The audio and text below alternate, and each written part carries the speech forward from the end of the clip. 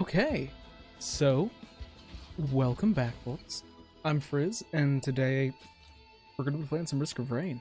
In case you haven't caught one of these streams before, it's basically just kind of an AMA Q&A thing where I just play a game that I can turn my brain off with and talk about Pathfinder.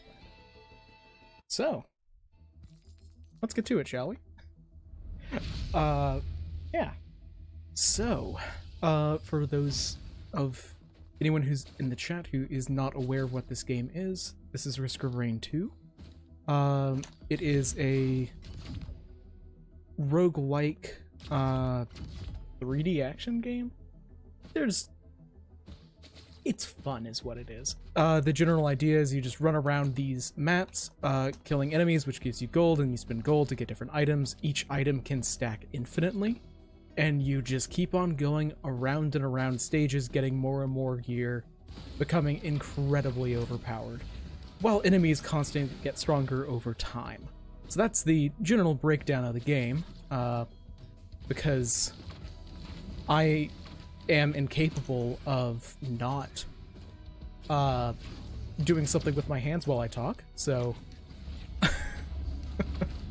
anyway, let's see what to talk about for now until we inevitably end up spiraling off into a dozen different subjects. Well,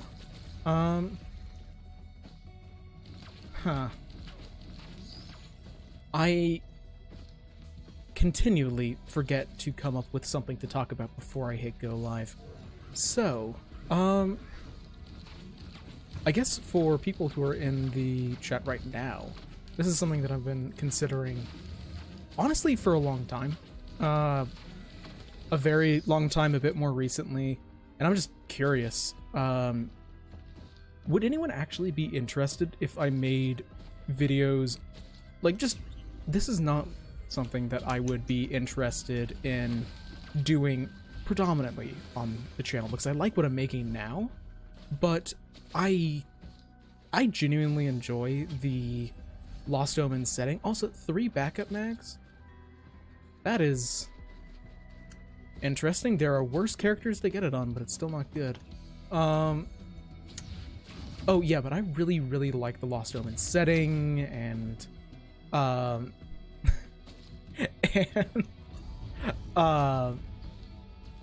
and would people actually be interested in videos going over, like, the basics of the Lost Omen setting for people who don't know about it?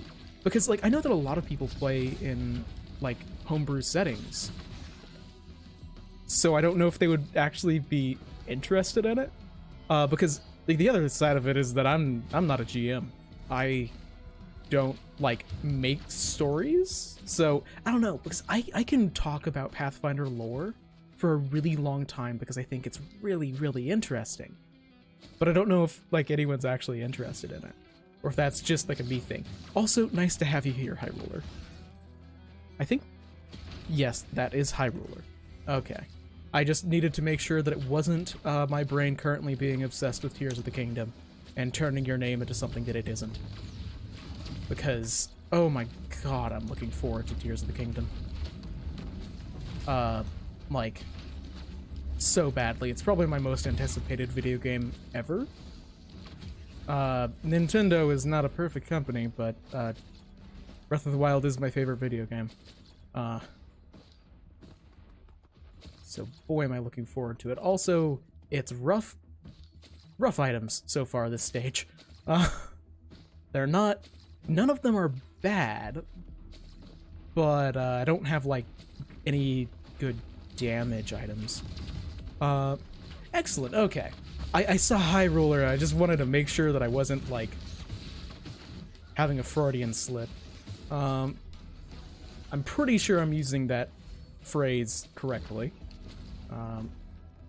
But yeah, I'm looking forward to May is gonna be a good month for me in general, because also in May is PaizoCon. At the end of May is PaizoCon. Okay, that's a better item. Let's grab this chest that I apparently missed before, and then let's get out of here. Okay, well, could have been nice to have that earlier. Oh yeah, stun grenade. Okay, so,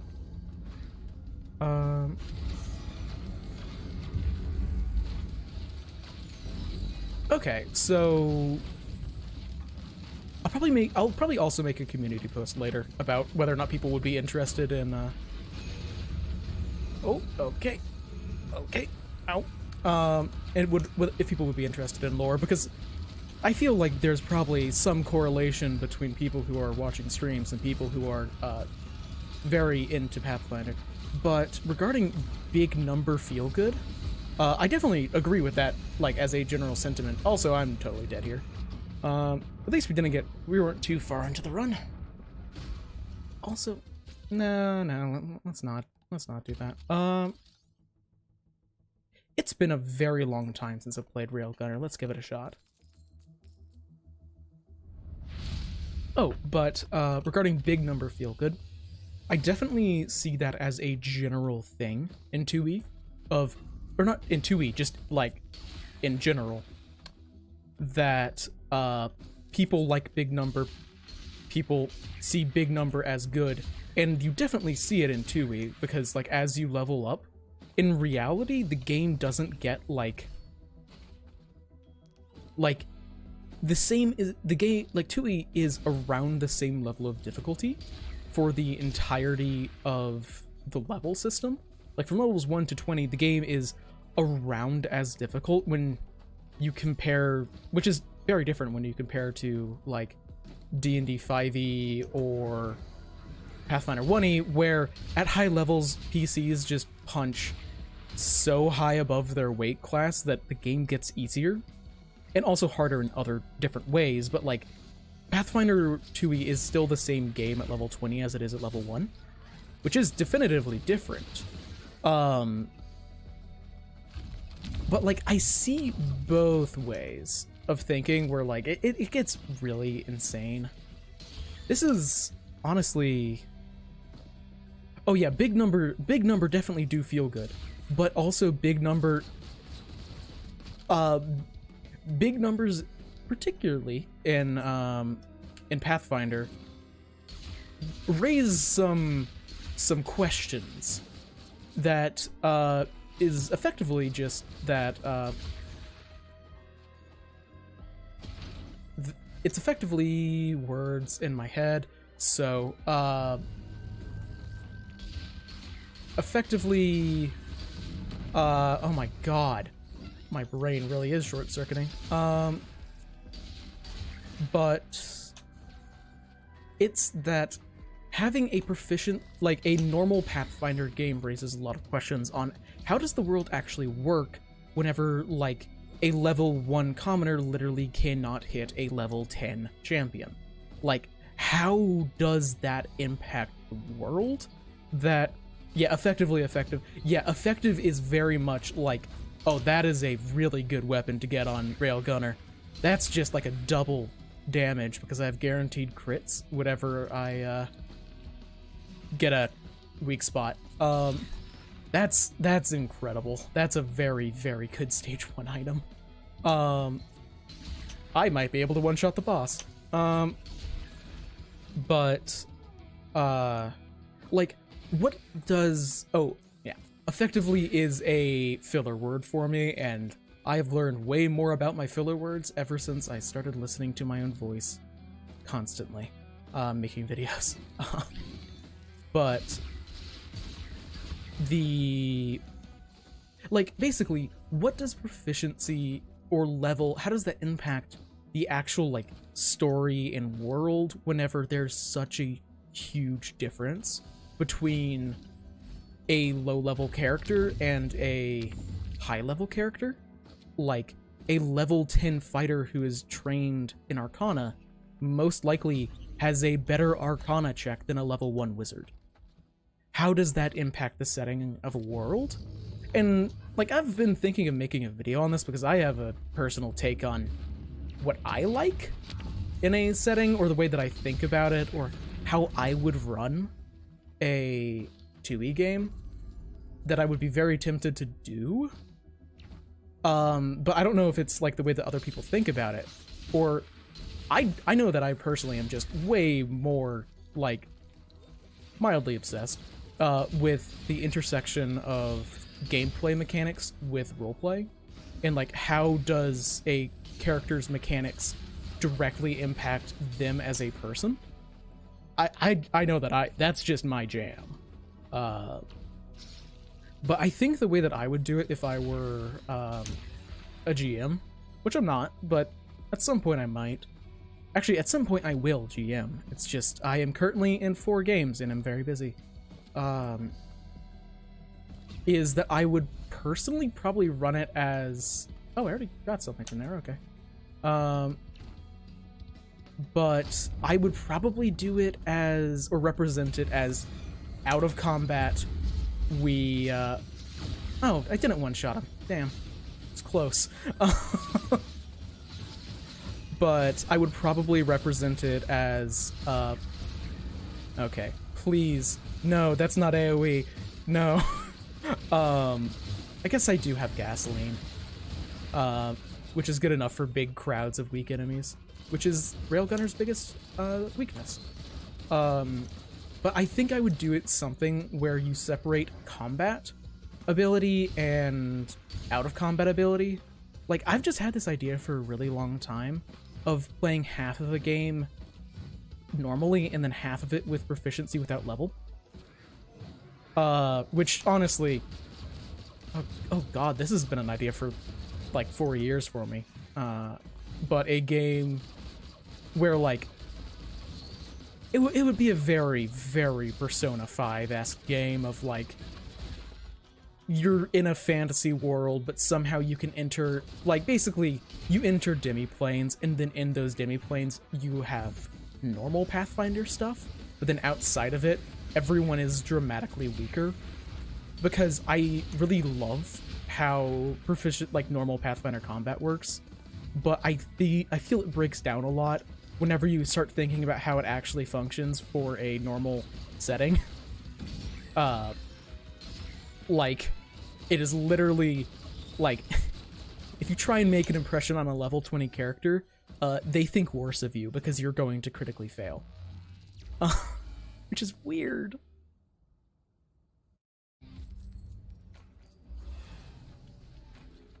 And even with a proficiency without level, there's still going to be a very big difference between a low level and high level character. It's just not like they are demigods that are untouchable in every single way. Like, yeah, their will DC is going to be way higher, but at least you can still try and make an impression on them without, like, having a guaranteed critical failure. Yeah, like, I don't know why, it's just something that my brain just doesn't like, of the, like, well, so if you try and do like a non-secret skill check on a character, and then you get like a 25 and critically fail, then you know that they're high level, that feels weird. Like, 2E as a system is... That's kind of why in a recent video I said, like, 2E is meant for crazy-ass, like, high fantasy stories, because every character's gonna end up like that. Like, you can make a character, like, rules as... Not even, like, rules as written. This is just, like, how it works.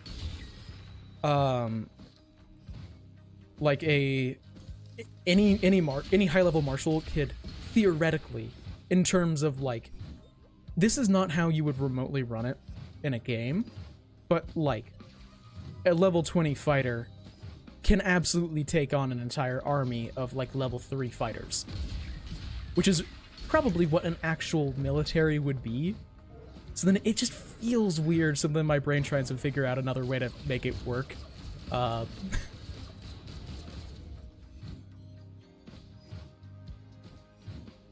Yeah, I guess level-based DCs would work for that. This could also very much be just me not having read through a lot of the GM recommendations.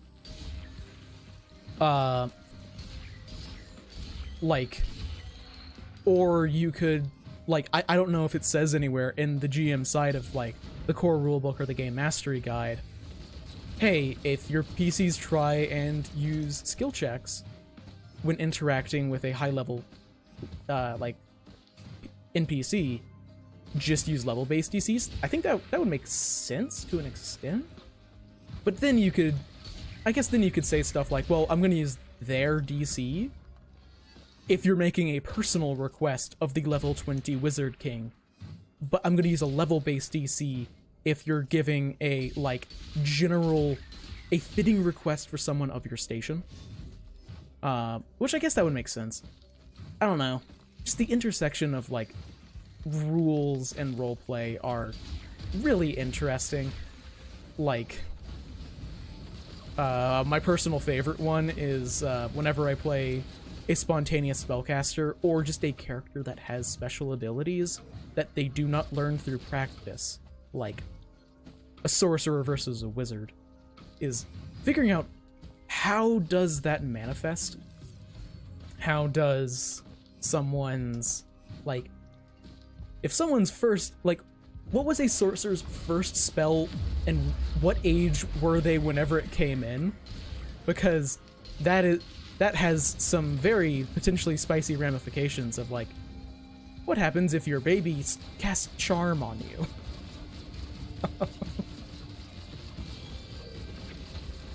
Yeah, troops is how you would interact with it, or you just say you win. Like, also, I think isn't there mass combat rules in Kingmaker? I could be wrong about that, but I'm pretty sure there are. So then it would be something like the mass combat's going on all around you, and then you're fighting the strong troops in the middle, and it's like actual troops to do mass combat, but like, and then you also have the horrifying implications of chain lightning. Like, if a decently high level wizard casts chain lightning in a festival square, it kills every commoner. Because it keeps on going until someone critically fails. Or sorry, critically succeeds, and that's not very likely to happen at a bunch of commoners. Like, I don't know. Yeah, I haven't read the game mastery guide, because I am not a GM, but I could definitely see it being in there, and this is just something that I have been putting a lot of personal thought into whenever Paizo has already addressed it. I can totally see that being feasible. Oh yeah, but like the idea of what is a baby's first spell is just like interesting. Like, if this is a reoccurring problem in like Absalom, because this wouldn't exist elsewhere, it has to be in like a really significant kind of settlement. But like, is there like a sorcerer daycare where you take all of your all of the children that know how to cast spells but don't know when, because they're like children with no real self-control? They just know, if I do this thing, I shoot fire. That's funny.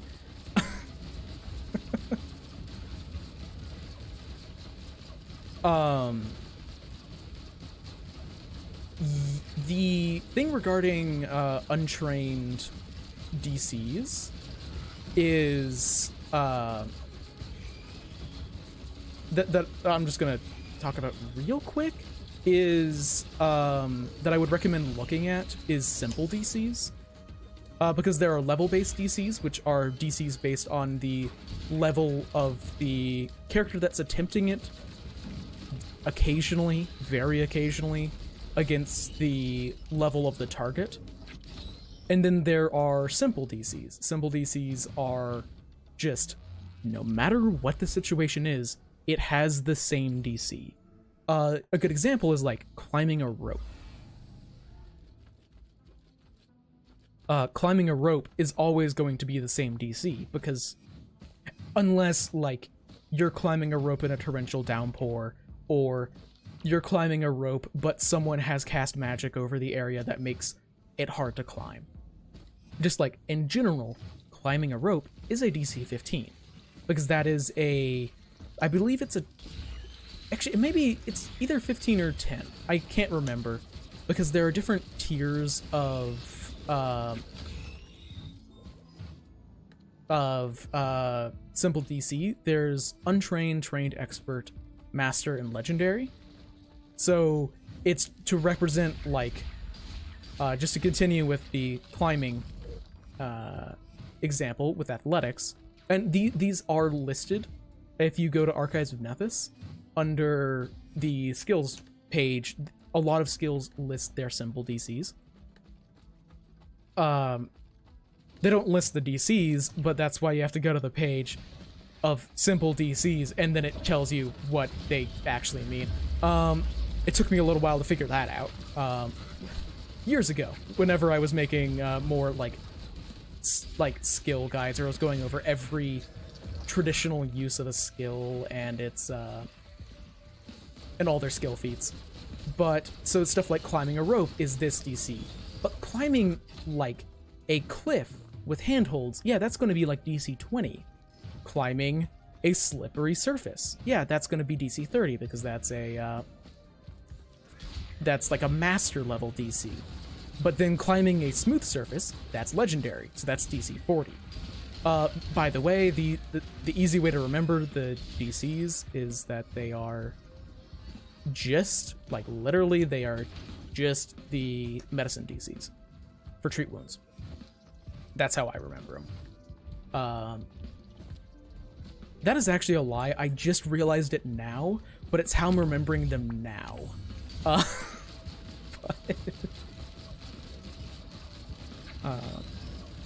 But generally, yeah, like high levels, you aren't gonna, if you're untrained in Arcana, you're not gonna get much of anything out of trying the high level Arcana check. But like, to recognize that something is an arcane magic effect, I could see someone using a simple DC for that. Or figuring out what school of magic is this. That makes sense for like any spell thing to like any magical tradition as a simple DC of like 15 or something, which is still totally doable even if you're untrained at any level. But it's a gimme for like anyone who is trained past level 10. So like, I think that using simple DCs more is really important, especially if you run into a situation where no one in your party has a relevant skill for the situation. Which may have happened recently in one of my games where no one in the party had nature, and we were dealing with a corrupted wellspring of primal power, and none of us know what a tree is. But in reality, recognizing common trees for the area, that could be a DC 10 nature check. Basically, use simple DCs a lot if you're worried about untrained people. Is my general recommendation. Also, because simple DCs can make people who do invest into those skills feel like fucking gods. Because, yeah, the DC 15 check to climb a rope, that's pretty easy. Or it's not easy, but it's like doable for characters who are untrained. If they have a good strength, you could say a wall with if you're trying to climb a rope next to a wall that you can brace, or if you knot the rope or something to make it easier to climb, then it's DC 10. So then they only fail on a 1, unless they have a strength penalty. Actually, no, even if they have a strength penalty, they would still normal fail on a 1. It makes the character who has a really, really good athletics feel like a fucking Olympian by how quickly they can climb that rope.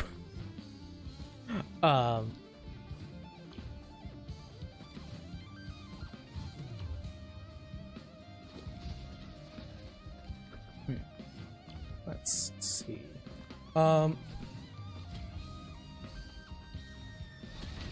Every once in a while I have to let my brain cool down as I both read messages that people have sent and cooled off the brain. Let's see. Oh, I haven't like, kind of speaking about the subsystems in the Game Mastery Guide, I should look at those again, because I only remember a couple of them, and most of them are like stuff like the heist encounters. Not heist, but like infiltration subsystem. Which is, honestly, that one's pretty cool. It works pretty well whenever it's flexible enough that you can make it work in a TTRPG setting. Pathfinder is still not like meant for those kinds of games and encounters, but it makes it easier, which is good. Yeah, but I just haven't read many of the subsystems. Which I should fix. That might actually make a good video. And... oh, only half in one shot. I don't have enough base damage. Oh, okay. I am very hurt.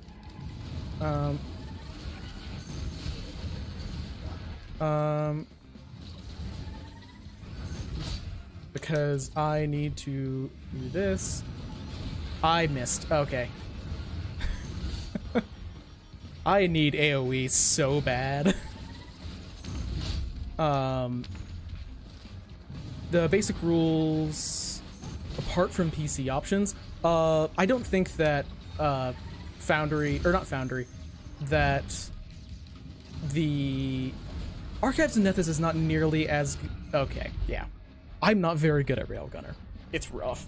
So to find basic rules and stuff, it's not as clean as it is for PC options.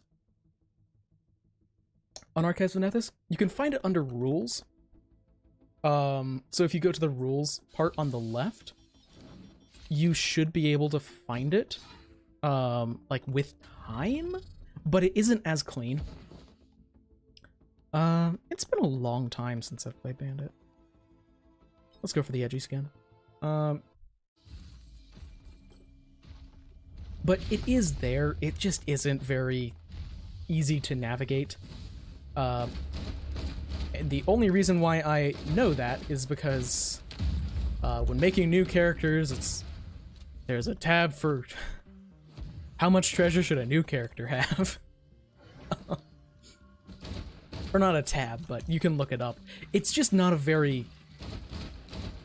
Archives of Nethys, I think, is very well organized specifically for PC options. And it's gotten a lot better for, like, monsters ever since the sortable tables, but it's still not, like... It's still predominantly useful for players. Strictly necessary books to buy. Strictly necessary, none. Because technically everything is available online for free. But I would probably recommend the core rulebook. Core rulebook just makes sense. It is, in fact, the core rulebook. And then the other one that would be particularly useful would probably be the Game Mastery Guide. That probably has the most actual tips for, like, GMing. If you're used to GMing in other systems, then it probably isn't as necessary. Keep in mind, I have not read the Game Mastery Guide, because I'm not a GM. But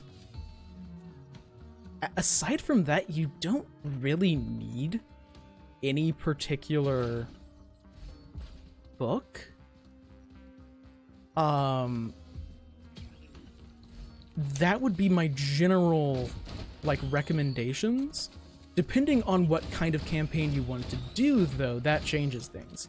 Because, oh, that's not what I wanted. Oh my god, I forgot what R I have. I need to start building up stacks. Because this ability gets more damage every single time I get a kill shot. So, building up those kill shots is actually really, really important. I thought I had the basic ability, which just refreshes my cooldowns whenever I get a kill shot. But building it up on weak enemies is the main way that you get it to work on bosses. Bandit is interesting. He's just fun. But But yeah, no, like you just need friends that have the books. That's only kind of a joke. But oh yeah, but it if you want to run a themed campaign, then like if you want to play an undead themed campaign, all of the player options, and like a fair amount of like the basic rules and stuff from something like Book of the Dead, that's all out online, but a lot of the lore stuff isn't.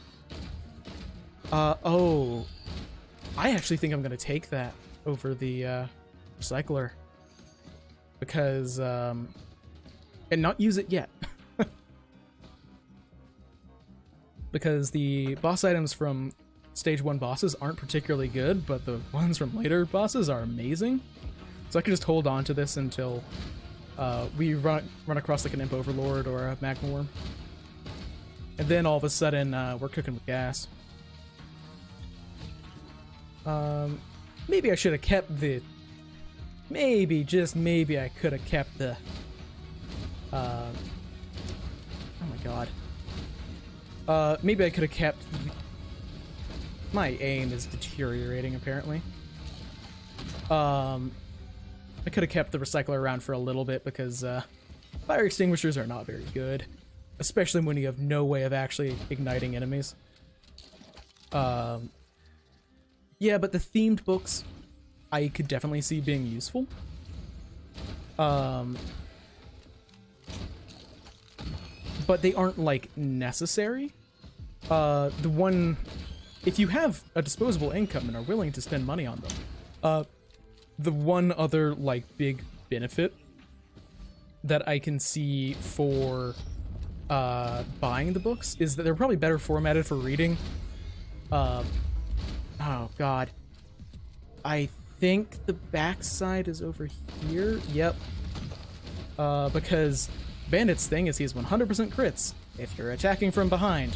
And where's the behind on that?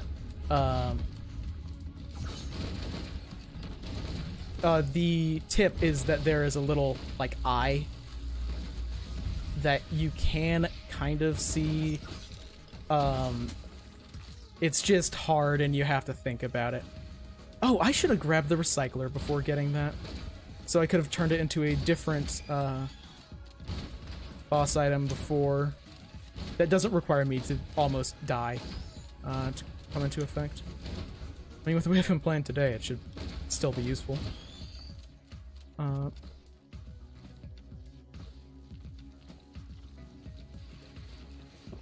Yeah, the thing is, like, if you're specifically looking for books for GMing, then,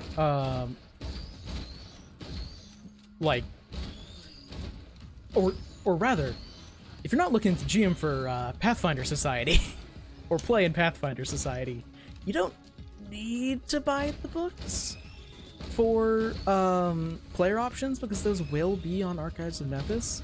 I don't play in Pathfinder Society, and I don't GM, but I still buy the, like, main rule books because I want to support Paizo because they do good work.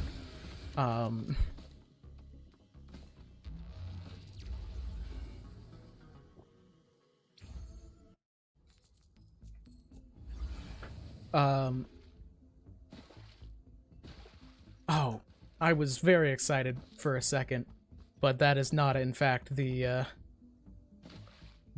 charge perforator. Yeah, no, like, in general, so long as you're, like, you know, good friends with people, sharing the cost of buying books is a good thing, because you don't really need that many copies of each book. It isn't a bad thing to have, like, multiple copies of the core rulebook, for example, because that's probably going to be the book that comes up the most in terms of rules. So having that around the table so people don't have to pull out their phones to look on Archives of Nethys. And especially if you, like, this is mainly a thing with Paizo books, because Wizards of the Coast don't do this still. Or at least I don't believe that they do. If you get a PDF, that's really easy to share with other people. But if you have, like, a general kind of rule of trying to limit electronics at the table in terms of distractions, then having multiple copies of a physical book can help. I don't have that experience. I have only ever played online, so kind of hard to limit electronics then. Where are enemies? Seriously. I think I heard some pests. Yeah.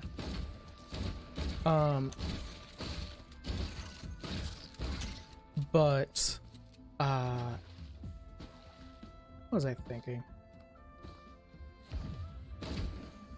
I honestly I'm not certain. The main thing is that you don't expressly need every book to play Pathfinder. The core rulebook makes things easier because Foundry again is not very well formatted for the purposes of reading through rules.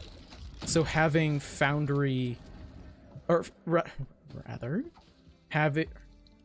I don't know if I said Foundry, if I said Archives of Nethys, but Archives of Nethys is not very well formatted for the purposes of figuring out rules and all that. No, I said I wanted more enemies, but I would also really appreciate more AoE, any AoE items, because I have none, and that is rough. I guess bleed is damage is good. But I just need to work on getting more crits. I'm not very good at that, which is probably because I don't play Bandit very much.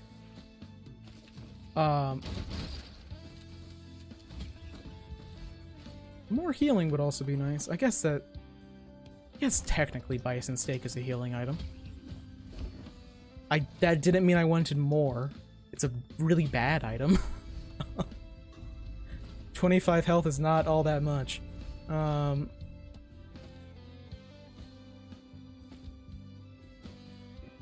Yeah, like, some aspects of 2E are really good online, others aren't as much. Like, it can be very hit or miss, let's say. I am a lot more used to... Admittedly, some of this might... I don't know. Because I do mostly play online, I did not own any of the books for a very long time. So you can take it from me that you don't need them. But I would recommend supporting Paizo and what they do, because... I mean, the alternative is Wizards of the Coast, and Paizo is definitively the better option there. In case no one has seen the news, Wizards of the Coast kind of hired Pinkertons to go and take early access Magic cards from someone, which is... I don't know all the exact details of the situation, but I know that Pinkertons and voluntarily working with them is certainly an interesting ethical decision. And also makes it a little bit less surprising that Wizards of the Coast is not unionized.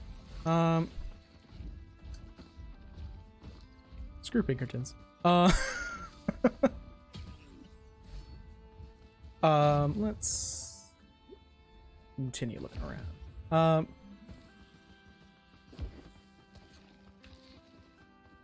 I mean, a fair amount of the Lost Omens lore is available online. Like, Pathfinder Wiki's pretty extensive. It's not super extensive.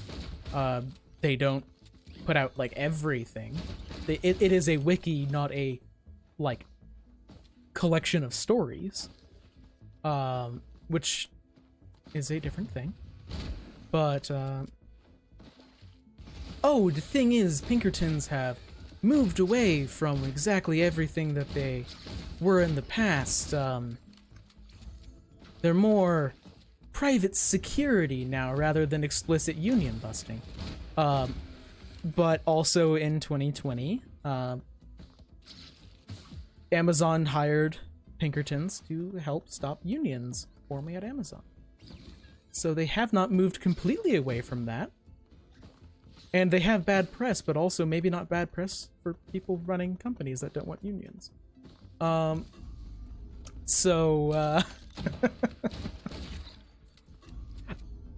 don't know why they kept the same name. Like, they really should rebrand. I'm happy that they didn't, because then it's easy to recognize that they're Pinkertons and then it's bad. But, yeah, I am surprised that they did not rebrand.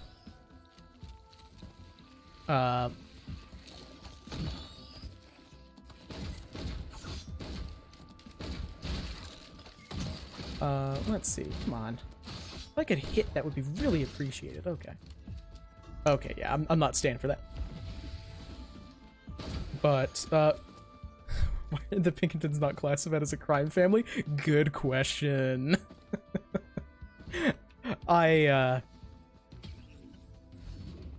Yeah, I had a fun conversation earlier today because, one of the people from one of the groups I'm in is Canadian, so they didn't know who the Pinkertons were. Because I didn't know a huge amount about them. Like, honestly, I am not, like, a historian. I do not have the level of historical background that I would like in regards to American history, or history in general. Because history is important, and knowing about it is a good thing. Unfortunately, okay, ow, ow, ow. Let's get out of there, because, oh my god, I'm almost dead.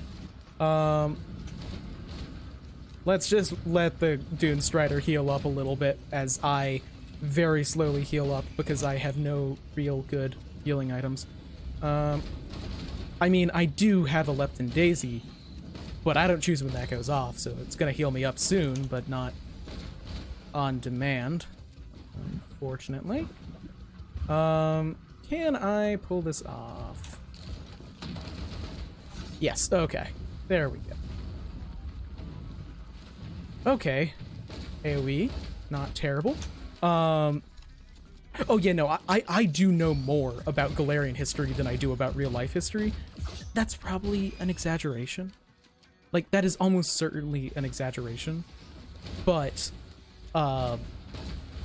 rather, I think that it is depressing the ratio of Galarian history than real life history. Because obviously, like, real life history is more important and more impactful and impacts more people.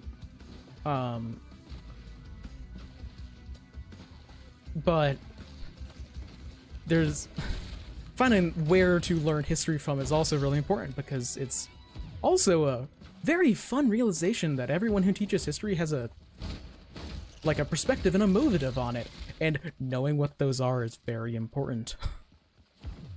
Because who you learn from affects what you learn. There is no such thing as an unbiased interpreter of history. Which is why then you want to learn from multiple sources to maybe so you can try and get a more accurate representation of true events. But sometimes that's, like, impossible. Which is sad.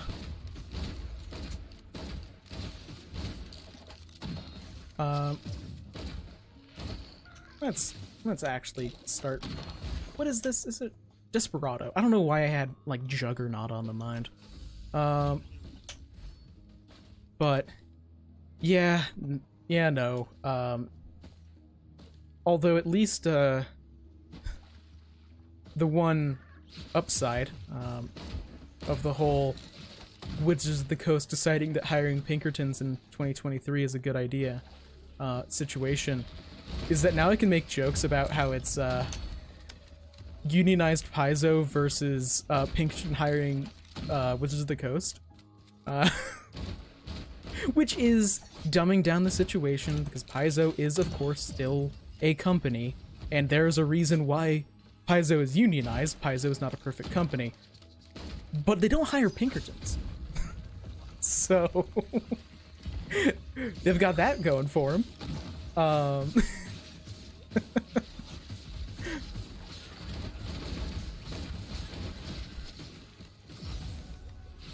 Oh, that's my second personal shield generator. That could be mildly problematic.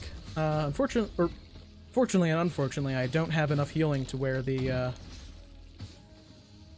not being able to heal back up above the one-shot protection buffer isn't actually a problem. Hopefully, it'll be a problem later, because having that much healing is a good problem to have. Oh, how did I miss that? Let's see. Yeah, like, it's... Wizard of the Coast is making it very easy for me to make jokes about how, like, well, clearly now there's a correct decision beyond just Wizards of the Coast is being greedy with D&D. Now there's the whole, yeah, they hire Pinkertons side of things. But Paizo isn't perfect, but it's also willing to get better. Which... Willing to get better, or people being willing to get better is very, very important. Accepting that you're wrong is the first step.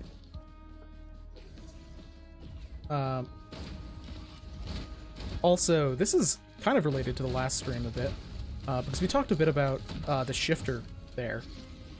And I actually, like, have gone back through and... Oh my god. I have not been playing very many FPS games recently, have I? Or not FPS, but just shooters. My aim is atrocious. But I've recently, as in like today, gone through and looked at the Starfinder classes again. And yeah, no, the Evolutionist is really cool and just feels like a shifter, which is good because Shifter didn't get what it deserved in Pathfinder 1E. So I highly doubt that Paizo is going to have a 2E shifter be called the Evolutionist. But they seemed like they had something going there.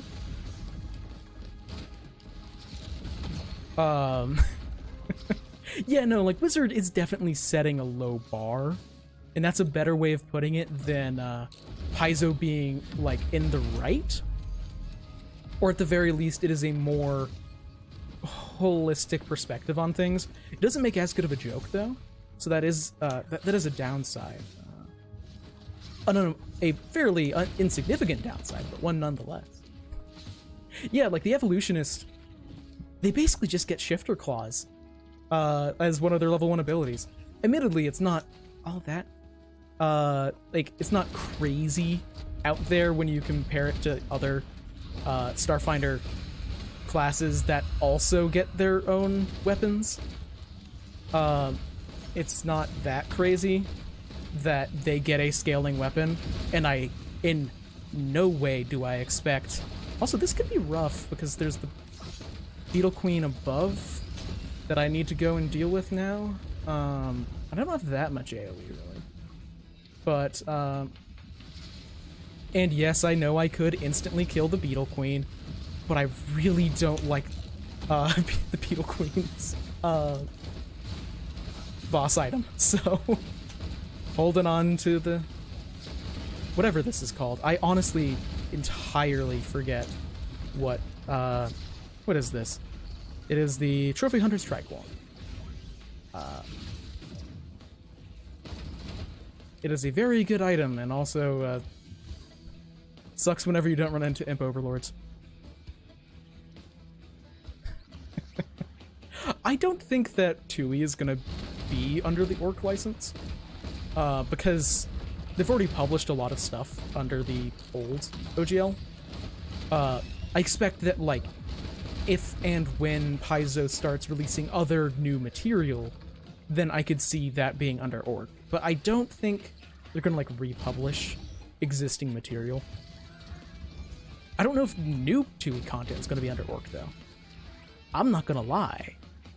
I don't know shit about publishing, so this is about the limit of my understanding of that whole situation. There's a reason why I didn't make a full video on it, because I just don't know the situation. Yeah, but evolutionists are fun. I kind of very loosely brought this up in a video at some point, but I would totally be down for Paizo to just have like, oh yeah, our next main rulebook. It's called A Conversion of Starfinder Classes to Pathfinder 2nd Edition. Because I think that, like, I like 2E more as a system than I like Starfinder. But I feel like Starfinder has way more interesting, unique classes. Like, Biohacker. Cool. Pretty cool. Precog. Okay. Actually, I haven't checked Precog in a while. Like, ever since the playtest. Is Precog still a dexterity-based spellcaster? Because if they are, I'm totally here for it. I mean, that's crazy, but... I am of the opinion that evolution is still in effect on Galarian. I think that it is just very different than from how evolution manifests on Earth. Obviously, because magic exists. I feel like it is...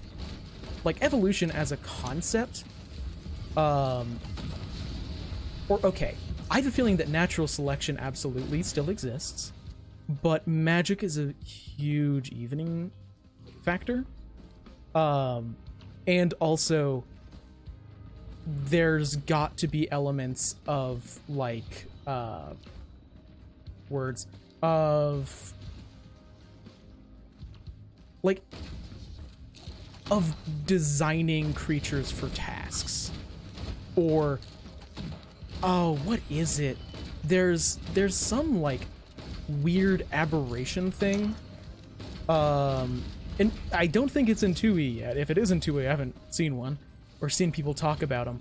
But they're like gelatinous cubes, but worse. Because they're, like, just flesh. But they just look like walls or 10-foot blocks of stone. With, like, but made of flesh. With, like, outer shells. And they were apparently, if I'm remembering correctly, I think they were made by, like, wizards? Or by, like, a wizard as a way to have an intelligent secret door.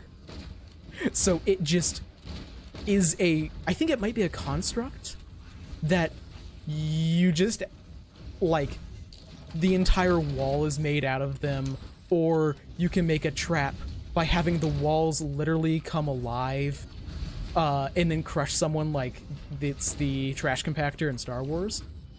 Like, that is 100% like intelligent design, but then those things got loose. Like, they got wild. They got, like, outside of that wizard tower, and now they're just everywhere. Or rather, everywhere in, like, dungeon-like spaces or abandoned places or ruins where they can just blend into walls. Okay. Hallelujah. Ukulele acquired. Thank God. Okay, well, so long as I don't die here, because I got touched by an Elder Lemurian. I forget what they're called. I only know of one AP that they were in. I don't think that they were unique to that AP, though, in 1E. Yeah, it's a flesh gelatinous cube that with a stony exterior. So you don't see them until they start squeezing you. But I entirely forget what they were called, because I never fought one. They were in an actual play that I listened to, that I really should get back into listening to. I just stopped, like, being in a position where I can listen to tons of podcasts. But I should make a way to do that. Oh, damn, I'm actually really close. I need 2,000 or 200 more gold. I'm actually just gonna do that now. Get the legendary chest now, because we only have one legendary so far. Which, I mean, God, how can I only have a single legendary item?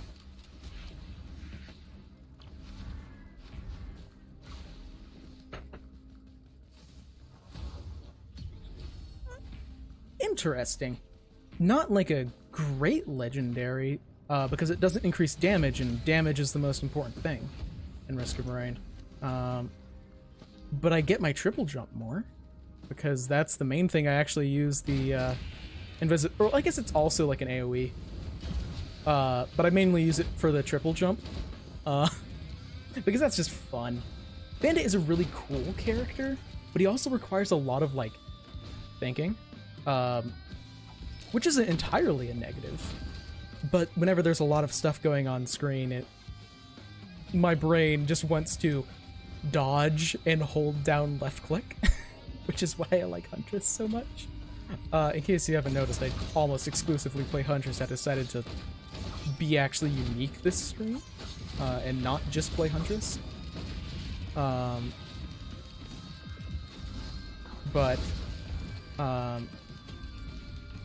Okay, so there is a recycler there for after the teleporter, where I think every boss that can spawn here I will use the Tricorn on, because a Shatter Spleen, best boss item in the game. Hey, Shatter Spleen. Hey there. And then a Molten Perforator is just really good, but especially for a character that has access to 100% bleed, or sorry, 100% crit, being able to apply 100% bleed is busted. I just have to remember after this to go and, well, grab that Lunar Coin and also grab the Recycler, because now the Tricorn does nothing.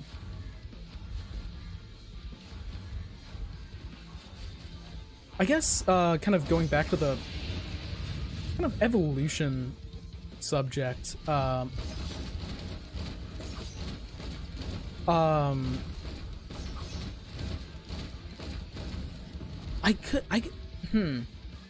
can't remember the lore behind, like, Azarketi and, what's their name?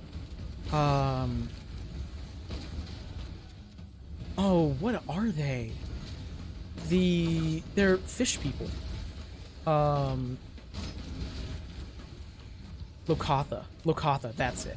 And the Lokatha, because if I remember, and also Scum are probably, which Scum probably also have a name that is not Scum now, because Paizo's good about that.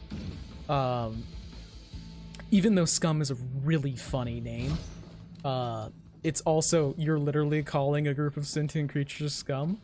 But I believe that all of those, like Azarketi, Lokatha, and Scum, that is the wrong place. I'm too used to getting the legendary chest after the teleporter. Brain went on autopilot there. But let's go. Actually, you know what? No, I don't want to leech. If that was a, I probably would have taken that if it was a executive card, but the Recycler is good. But I believe that the Azarketi, Lokatha, and Scum, and maybe the, I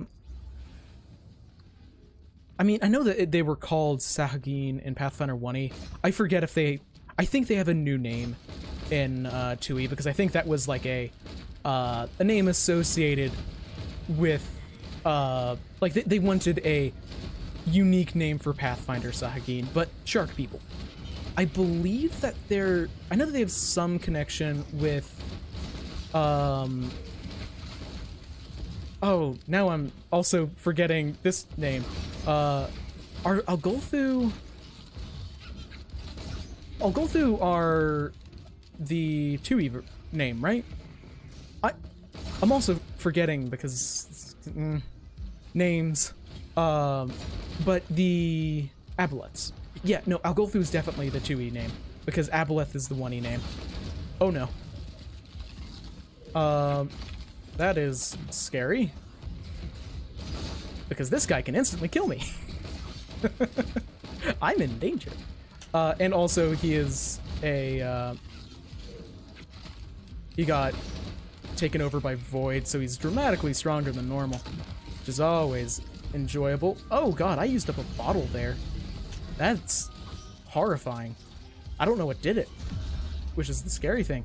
Oh my god, okay, I wonder what happens, because I just cloned a Void Infestor with the happiest mask. If the Void Infestor infests an enemy, does it become like... Oh, well, I said I'd take it if it was an investor's card. Or an executive card. So I guess I'm taking that. Yeah, well, what I'm thinking is, I can't remember, but I believe that the Azarketi were, like, selectively bred by the Aslanti. I could be very incorrect about that, but I'm pretty sure that was, like, the lore. It's either them or the Scum, but I'm pretty sure that the Scum were, like an Algolthu kind of creation. So that's kind of what my brain went to when it came to, is there evolution in Galarian? Is yes, because there have been entire, like, groups of people that were selectively bred, and the same kind of mechanics of genetic drift and differentiation that allow for selective breeding are the same things that exist for evolution. Like, if you can selectively breed something, it can evolve under, like, a natural environment.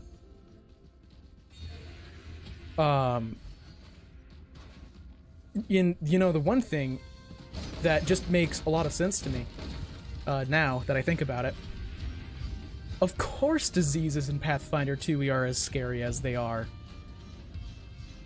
Because bacteria evolve really quick. Like, bacteria are just monsters of adaptation.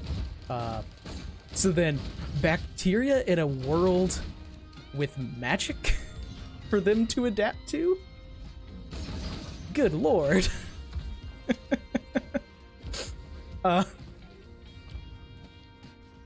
Like, there have been bacteria documented growing in, like, Chernobyl or on the inside of active nuclear reactors. Like, there's gotta be some insane examples of evolution just from bacteria. In case you were not aware,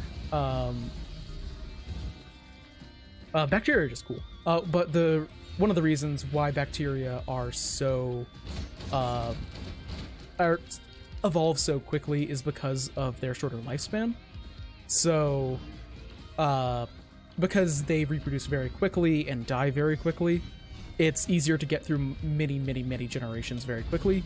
And also they are very simple life forms, meaning that there's less things to mess up and end up with a dead thing because of a genetic change.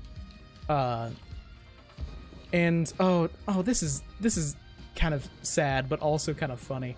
I wonder if the shift of early first edition goblins to second edition goblins were of, like, their face turn in terms of lore. I wonder if that's because they all the very aggressive goblins kinda got shoved out of the situation.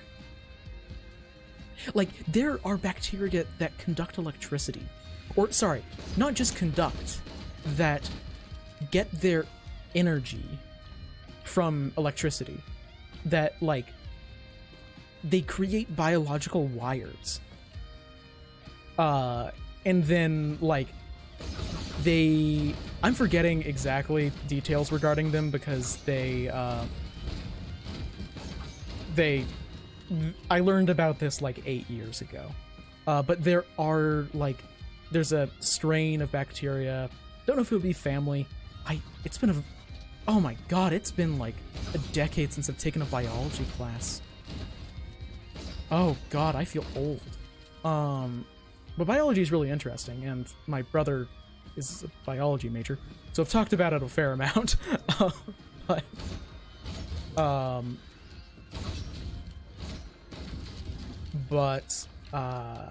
Yeah, there is an entire type of bacteria that I believe they entirely get their energy from naturally occurring electricity. Like, they don't do the more traditional kind of mitochondria sort of general cell biology, or maybe it might be that they power that using that kind of process. They power it using electricity or something, but there is absolutely living wires out there on Earth. If I remember correctly from the news article I read about this a decade ago, so take everything I'm saying with a grain of salt, because my memory is not very good now. Trying to get something from 8 years ago is a long story, or a big stretch, we could say. Oh yeah, no, we are living wires, but there are bacteria, and specifically, if I remember correctly, what they were studying was, and I'm totally willing to give up every single white item I have in exchange for cap crit. That is totally worth it, because I have a Shatter Spleen and a Harvester's Scythe. I don't have a headdress though. But okay, there's cap crit. The game has gotten a lot easier because now I actually have very good damage. Oh yeah, but I believe that what they were studying these for, I don't think they still entirely understood how they worked. Again, old information, they could have figured it out by now. But if I remember correctly, one aspect of the study was the idea of, could it be possible to incorporate the bacteria into actual wiring?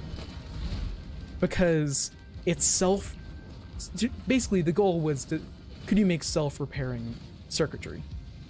That if it gets damaged, if you accidentally cut the wire, it fixes itself. Which would be so cool. I don't think it's all that feasible, really, but it's cool.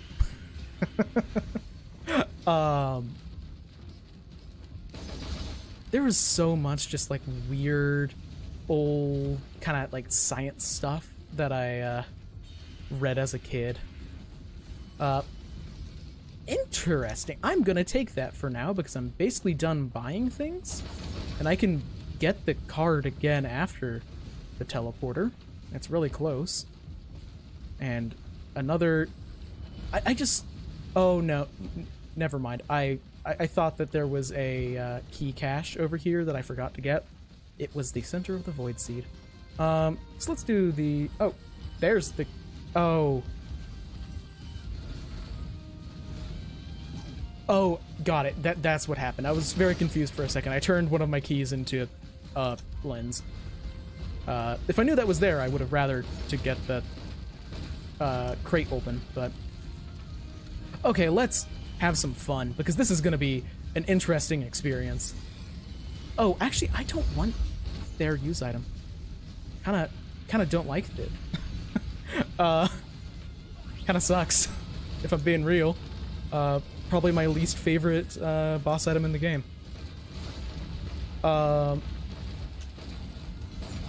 But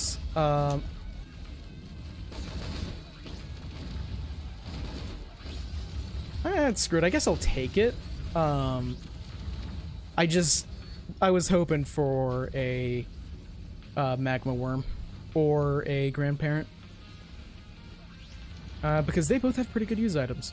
I mean, admittedly, the grandparent use items main use case is to mess up grandparents, but that's useful because I hate fighting grandparents.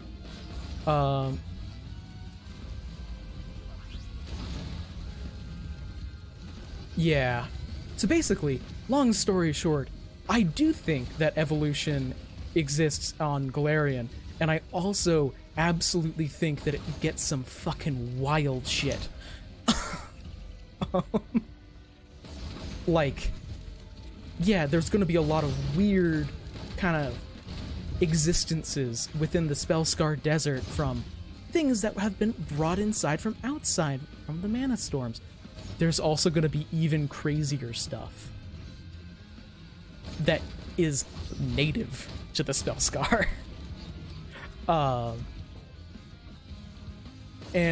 One thing that this is entirely like not even like a headcanon. It's just like an idea that I like regarding the interactions of biology with gameplay mechanics. When I said earlier in the stream that I'm kind of obsessed with the interaction of gameplay mechanics and how the world would actually work, I wasn't kidding. This is an idea that has been in my head for a very long time, which is the general case of it is that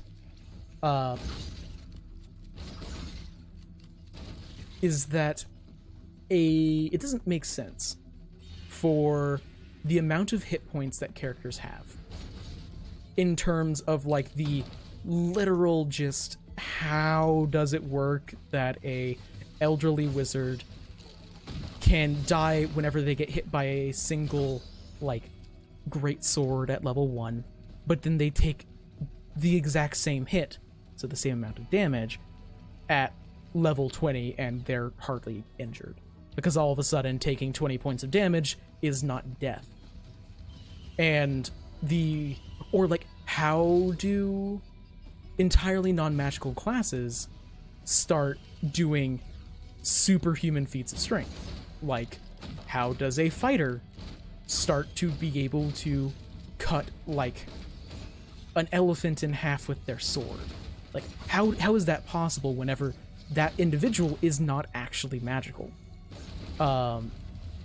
And the general idea that I've had is more experience, like basically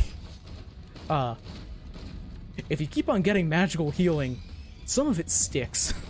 So like the base functions of people get stronger as they get more exposed to magic, whether or not that is offensive or healing or anything. They just get a bit more magic, and so high level characters are more akin. Basically, a high level character is not an animal anymore as their trait, they are a beast. There's like that distinction, but like that's how I would approach it without like actually introducing gameplay mechanics into the world that people know about. Of just every time you get healed with magical healing, you get tougher. And running into magic, having fireball cast on you makes you a little bit more resistant to fire. And that's just a natural part of magic that has never been really talked about to what I am aware. Of course, the other way of doing magic or hit points is just saying that it's like a representation of how much you can keep on going. So as you're more experienced, you're just better at taking hits and suffering through the consequences, or the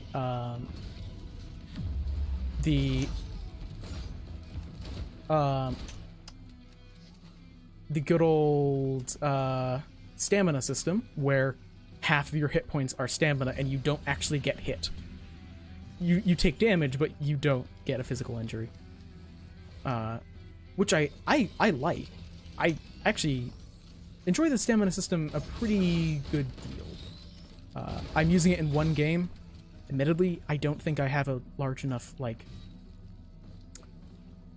use data set. I don't have a big enough data set or playtime yet with it to say whether or not I think the game works better overall with stamina. But I like the effect it has on the narrative. Of, yeah, my kineticist did take 16 points of damage at level 2, but they didn't get hurt. They're just really, really out of it because they have 16 points of stamina at level 2.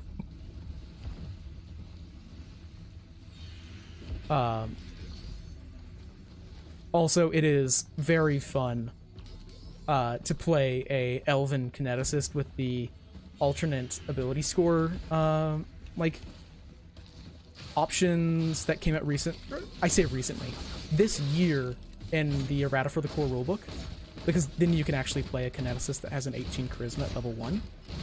Or not charisma, constitution. And it's just funny saying, oh yeah, I'm gonna play an elven kineticist with an 18 constitution and the most hit points in the party, who looks like a normal elf.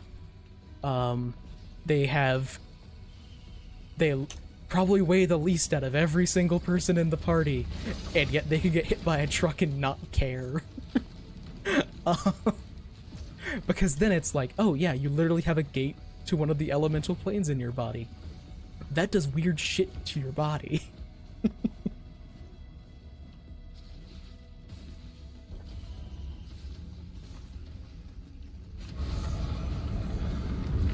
Oh, I mentioned this before in the stream, but then I think we started talking about other stuff. Oh, Unbreakable Goblins. I love Unbreakable Goblins. And Unbreakable Goblins. Which I refuse to believe that there is a correct way to pronounce Unbreakable Goblins, because I think messing it up each time is the correct pronunciation. It feels very goblin. I really want to play a goblin at some point, but I don't know how to approach making like a serious character. A serious character goblin. Yeah.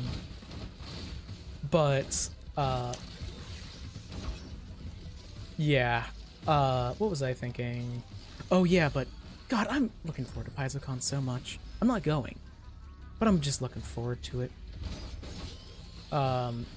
Because I think I should be able to set aside some time to actually, like, watch it this time. Which, last year, I watched the keynote address. Well, I watched the keynote address. I was on a walk and I had it, like, listening to it like it was a podcast. But, God, I'm looking forward to... Yeah. I mean, like, I feel like you could make a really interesting, Goblin Thaumaturge? Like, the very, like... here's an interesting idea for a Goblin Thaumaturge. An incredibly serious and straight-faced Thaumaturge. Whose, like, whole Thaumaturge kind of bullshit works by being silly. Like, it's some weird, like, in character, it's goblin magic. Like, it's passed down from my family for generations, and unfortunately, yes, it does have to be comedic. But they are, like, a super serious, like, straight-laced kind of detective sort of character. I don't know if that would necessarily be, like, a good character. I don't think it'd be one that I would personally want to play. But, like, a more, like... A goblin that knows they're kind of being ridiculous could be interesting. This is a character that I kind of played, but I didn't go as far into it as I wanted. Basically, this was the initial character concept, and then it kind of got changed and twisted dramatically. Kind of got overtaken by one other dominant character trait. But I really want to do, like, a creative writer thaumaturge that uses, like, writing tropes as their explanation for their exploit weakness, or exploit vulnerability. So it's like you have to actually use incredibly cliche tropes for like action movies, and then that explains why you're hitting people harder. Like, call out that, like, oh, this is my last shot in the magazine, and then now you do more damage with your gun. It's a one-shot gun. It doesn't have more than one shot in the magazine, but once you bring it up, it's now important. Because that's how fiction writing works. Because that's just silly, kind of fun character concept.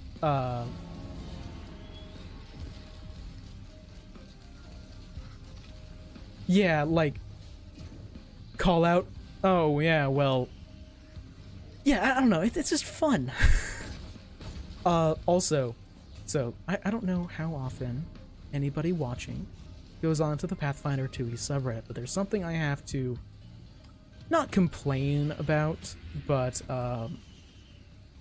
bring up, because I definitely disagree, is that someone recently, I think maybe 2 days ago, maybe it was yesterday, I honestly don't remember, it might have been Saturday, but someone put a very subjective, and they admitted it was subjective, tier list of how anime every class is. And they are objectively wrong in their subjective list. Like, obviously it's fine, but I have strong opinions about this. Like, who in their right mind puts Magus in, like, B for most anime? Like, that's just not real. And of course, the actual argument that I would make is that I think you can have every single class as an incredibly over-the-top dramatic anime character. A part of that is, of course, high-level characters are just over-the-top and ridiculous naturally. Like, any over-the-top high-level character is going to be ridiculous. But, like, I am of the opinion that Magus should be in a tier of its own, because, oh my god, that class. Like, it's very, very over the top, and then you get to the Laughing Shadow.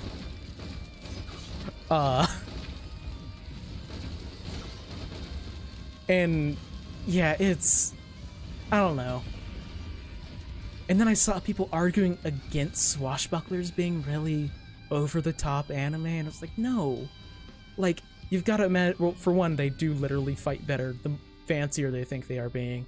But the main thing is that I always like to imagine, whenever a swashbuckler enters Panache, their section of the fight kind of turns into like a musical sort of situation, where like the wind starts blowing in their hair dramatically, and like everything starts going more to the rules of dramatic effect over like what actually is happening. It just changes how the world works. Yeah, and like, if there's any class that is going to be shouting out, like, and now for my ultimate move, it's swashbucklers. That and also thaumaturges, because, yeah, if a thaumaturge could totally swing their exploit vulnerability as being, I am telling my enemies that I am going to be doing more damage to them, therefore I do more damage, because I convinced them that I'm dangerous. Yeah, but every class is an over-the-top, ridiculous anime character, and the only two exceptions to that of, like, being more over-the-top and ridiculous are, actually, no, there are three. There are three exceptions to that, in my opinion. There are, which is Magus's, as I've already mentioned. Which Magus's, monks, because you can build like every shonen protagonist as a monk, and it fits really, really, really well. So obviously that already qualifies it, and then you get Ki Blast, which is just like it's just a Kamehameha, and then there's Ki Form, which is like, they're not trying to be subtle with Ki Form. Ki Form is you just go Super Saiyan, and I'm here for it. I wish it was lower level, and that it heightened to be like as cool as it is, but it is just pretty blatant Dragon Ball reference. Then the other, I am very close to dying here, aren't I? Which would be a shame because this run is about to end. But I've got decent damage and also not good at all damage because I only have one good like proc chain item. I don't have, like, I have ukuleles, but I don't have missile launchers. I don't want the horns. I like my reds. But the other super over-the-top anime thing that can even match a monk or a magus is a kineticist. At the very least, that's what it was in 1E, where that kineticists were very, very over-the-top, dramatic. I must go out all this. I have to go all out just this once. And the main thing being that there's a lot of anime characters that just throw around fire, and lightning and stuff, and different energy stuff. So you've got to, that's a kineticist. If you want to play Roy Mustang, he's a kineticist. But yeah, I am curious though, because obviously I believe the most widely requested class for Paizo to release is the Inquisitor. I feel like that's pretty obvious to anyone who's discussed anyone with people online in 2E. People really want the Inquisitor. But I am curious whether or not Paizo is going to be putting out more than one class at once in books now. Because they did... they had 3 in Advanced Player's Guide, 2 in Secrets of Magic, 2 in Guns and Gears, 2 in Dark Archive, and then 1 in Secrets of Magic. I don't know if that's just because the Kineticist is a whole deal that is very, very long, because it uses all of its own rules because it's very special. Or if they are planning on just putting out like 1 from now on, just to be a bit more manageable for them, because you've got to make sure the classes are good, and putting out 2 a year is a lot. Also, screw this. This is horrible. Oh my god, I am leaving. Oh my god, that is one of the worst teleporters I've ever seen. Oh my god. Malachite Blind Pest. Oh god, that is revolting. Blind pests are my least favorite enemy in the game. Yeah, I definitely would prefer expanding on existing classes. If I might be making this up. I don't think I am, but I'm pretty sure there's going to be like an elemental instinct for Barbarian in Rage of the Elements. I might be making that up because it's literally called Rage of the Elements, so I hope that there's an elemental instinct. Because it is very, very loosely in the name. If there isn't going to be a elemental instinct like summoner Eidolon, that would be shocking. there should really be an expansion on the Elementalist class archetype, because as it is, there's like no reason to ever take it, which is not a good look for an archetype. So like, definitely I think expansions on existing classes would be better. There's hardly any class archetypes in the game right now, and that should be fixed. Class archetypes are cool. So yeah, like, them doing themed books I think is good for Paizo as a company. Because more people are gonna buy them. But I don't... Oh no, I got the wrong portal. Oh, I didn't realize there was a blue orb.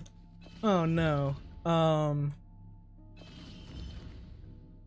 Okay, well, I'm not gonna dedicate any more lunar coins there. I guess we're looping. Was not intentional. Yeah, but like, I think people are more likely to buy the themed books because it's like, oh, yeah, I want to play a game that really leans into the 4 or 6, now 6 elements. Oh yeah, I'll buy the Rage of the Elements, or I want to play an undead themed campaign. Yeah, I'll buy Book of the Dead. So like, from a business level, I totally understand why Paizo's doing what they're doing, but it does make it a little bit harder for them to expand on existing material.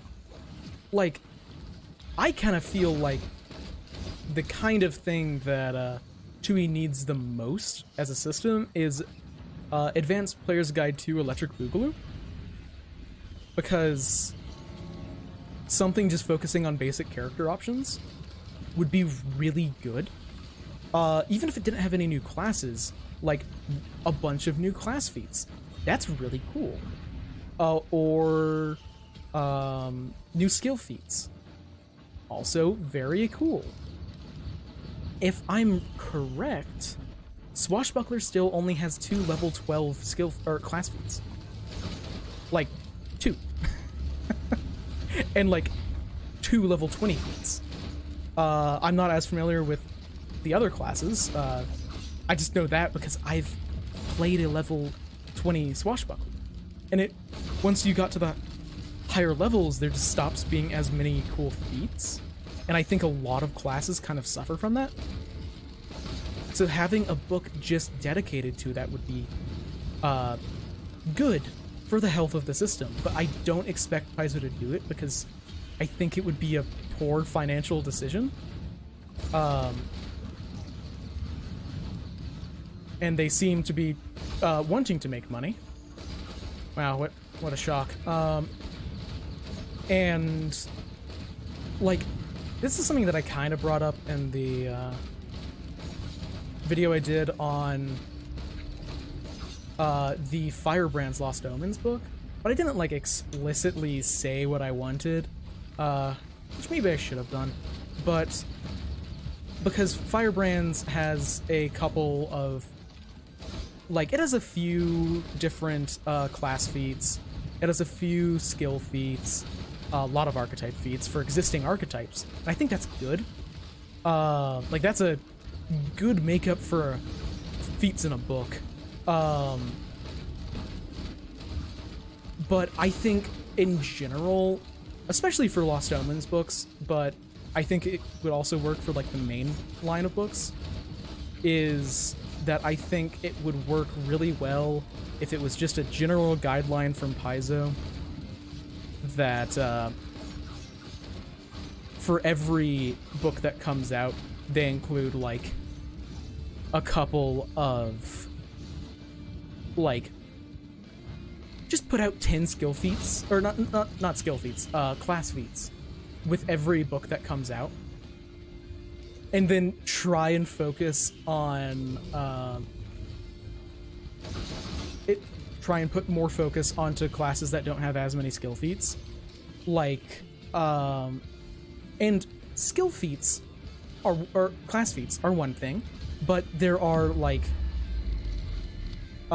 what about a here's a wild idea that might overlap a little bit too much with the Magus, But hear me out. There's, like, let's say you take a, like, a new Swashbuckler style. I'm using Swashbuckler as an example because they're the class I know the best. So, a new Swashbuckler style, and then you make it, like, a primal Swashbuckler style. And then you put out, like, a new skill feat with the book. Kind of similar to how Bon Mo didn't exist before the Advanced Player's Guide, and it just almost seems to exist for wit swashbucklers. Like, it works really well for everyone else, but it feels like they wanted to make the wit swashbuckler, but there wasn't a way to use diplomacy in combat the way that they wanted, so they just made Bon Mo, which worked out. Bon Mo's amazing. Love Bon Mo. But let's say there's a new, like, this is all exceptionally theoretical, but imagine in Rage of the Elements, they introduce a new level 1 skill feat for Primal that allows you to, like, as an action, invoke an element, and then you get a small bonus for a turn based on the result of your skill check. So if you evoke air, you get, like, a status bonus to your speed for a round. Or, like, something for... Or maybe it's, like, a boost to jumping for air, a speed boost for fire, a bonus on something for earth, and, like, basically, for the different elements, including, of course, metal and wood, because this would be coming out after those exist. Which I am a huge fan of, by the way. I fucking love that they're expanding that. Because, yeah, no. The Avatar: The Last Airbender elements are not the only rendition of elements to exist. Classical, like, Chinese elements are way fucking older than Avatar. Even if probably Avatar is a main reference point for most Pathfinder players. So then, that skill feat allows you to spend an action to use nature to get some kind of bonus. So then, they introduce a swashbuckler style that is focused around using that kind of feat, so using that to get panache, basically. Or maybe it would be cursing someone else, or manipulating the elements to use against someone else, or... I don't know. This is entirely spitballing. That expands on what the swashbuckler is in a way without having to add a new class. Honestly, this should probably be a class archetype. But, like, that's a way to expand upon a class that doesn't seem like it would work with the theme of a book, but does anyway? Yeah, they're introducing the planes of metal and wood, and I am so looking forward to it. I am forgetting what little they've shared about, like, the themes behind them. But I think that, like, I'm pretty sure that the plane of metal, a lot of the aesthetic stuff that they've talked about is very, like, very unorganized and chaotic. It's like a jumble of metal filings on the ground, where the plane of wood is, like, in some ways it's almost more like a garden.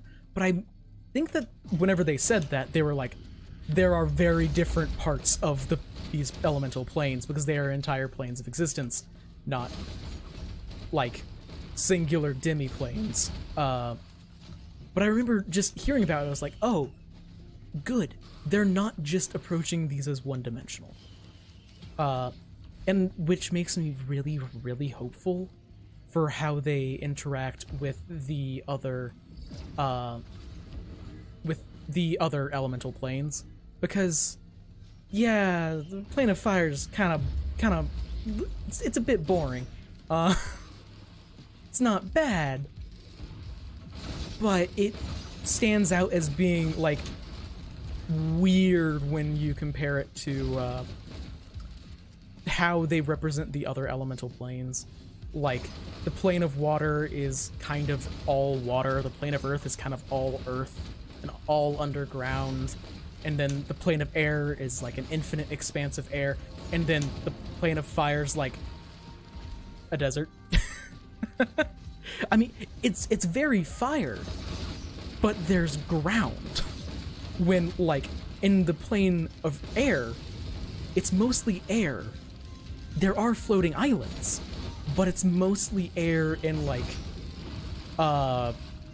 solar system-sized thunderclouds. Like, basically, the plane of fire feels less alien, which I see as a negative thing, because I think if something is going to be an outer plane, and the other outer planes are pretty fucking alien, the plane of fire should also be alien. Or at the very least, I want it to be uniform in the way that the different elemental planes are represented. Like, if everything is going to, like, if the plane of fire is going to be that way, I want it to either match the planes of water, earth, and air, or I want the other ones to match the plane of fire. Like, there's a reason why the plane of fire is dramatically more, like, survivable and adventurable than all of the others, because, like, to adventure on the plane of water, you need permanent water breathing or you're going to drown. You need, like, basically permanent flight or, like, a skyship to survive in the plane of air. But the plane of fire, in, like, at least in Pathfinder 1e, you just need fire resistance. It's just really hot. There isn't fire everywhere, if I'm remembering the lore right. That could be different.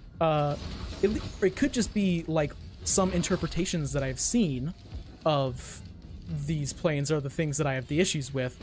But I remember, at least in general, that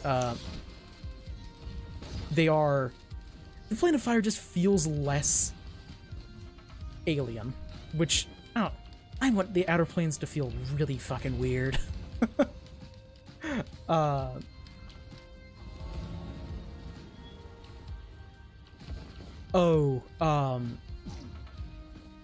Is the gravity subjective in air? I don't own, like, the Planar Adventures book in 1e, so I don't actually. I'm not super familiar with elemental planes lore in 1e. I should say I might be thinking of, like, Forgotten Realms fire plane. That could be very feasible, but, like, the City of Brass is what I think of whenever I think of the fire plane.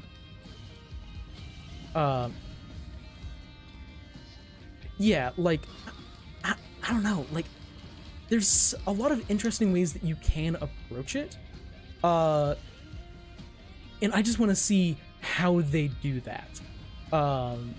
Especially because, like, if you're representing any element in its pure form, it kills anyone who goes there.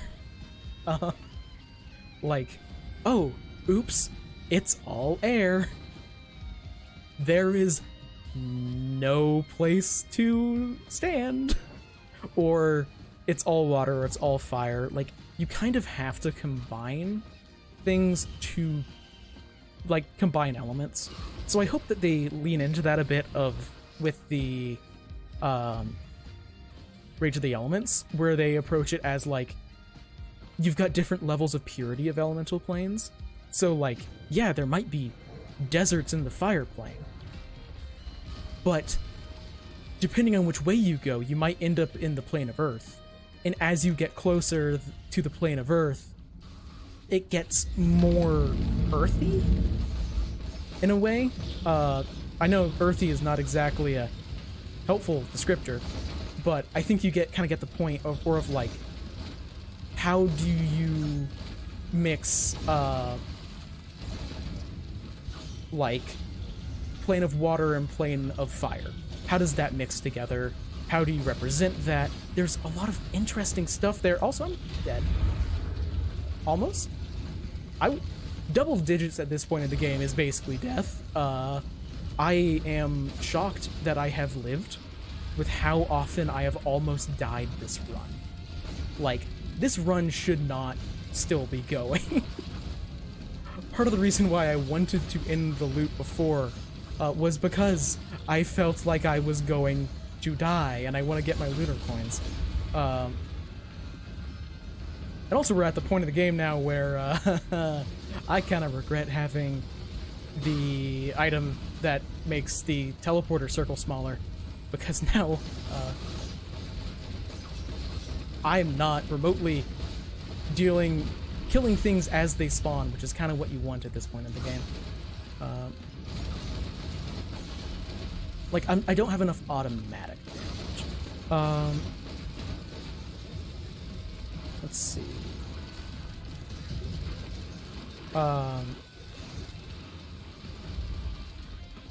Let's read it.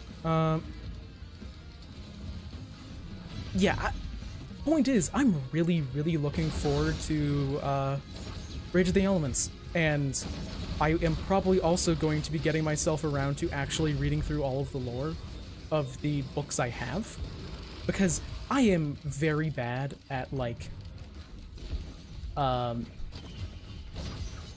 sitting down and carefully reading through all of the lore about undead that came out in Book of the Dead. I'm just not good at that.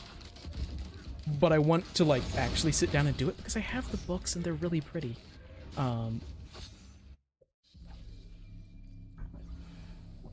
And also, I am very, very hopeful for a adventure path that's based on the elemental planes. It's been too long since we've had one of those. It's been since. That's the more proper English. Oh god. The last time I made this exact same point in a live stream, I completely forgot the name of the AP, too. It's the Katapesh AP from Pathfinder 1. It's like the 4th AP ever.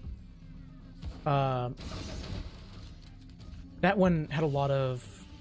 How am I... What is going on with my brain? I need AoE, not single target, so I won't get the, ukulele void.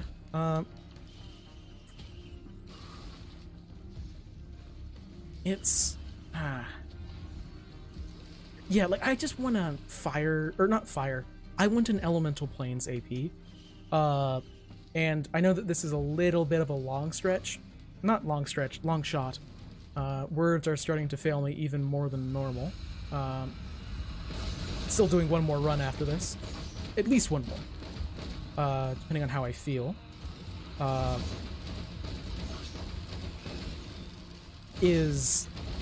this is definitely a long stretch. But hear me out. A 6-book AP going from levels 1 to 20, because it's been a long time since we've had one of those, where each book takes place in a different elemental plane, because now we have 6.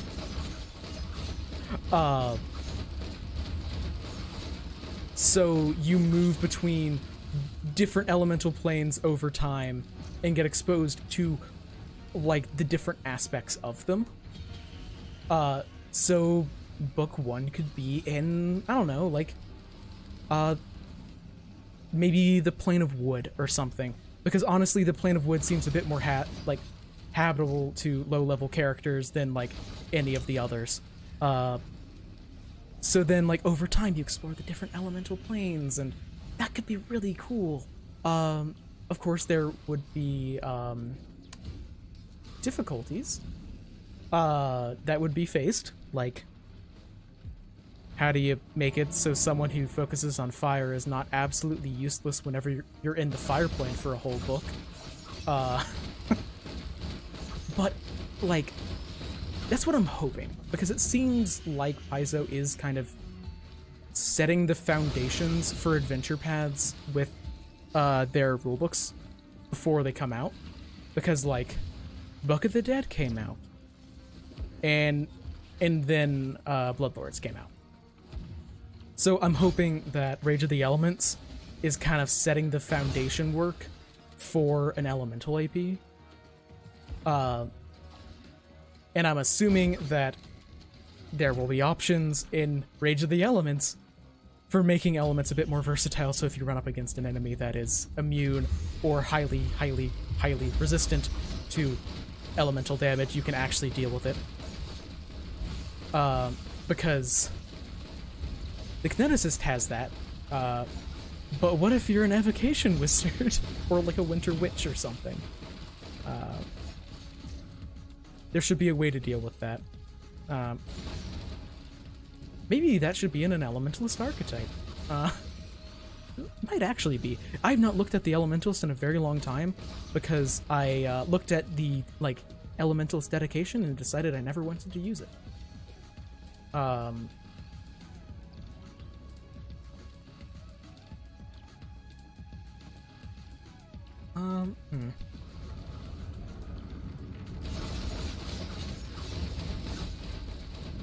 No, I think one of my least favorite things about the Bandit in this game is that the primary weapon doesn't auto-fire. It's semi-automatic. So I have to click each time I want to fire it. Because, like, at the point I have now, with the attack speed I have, I just want it to be fully automatic, because I'm no longer caring about, like, carefully placing my shots. And I just have to spam click now, and it gets annoying. But yeah, wood and metal elementals. There's gonna be wooden elemental geniekin.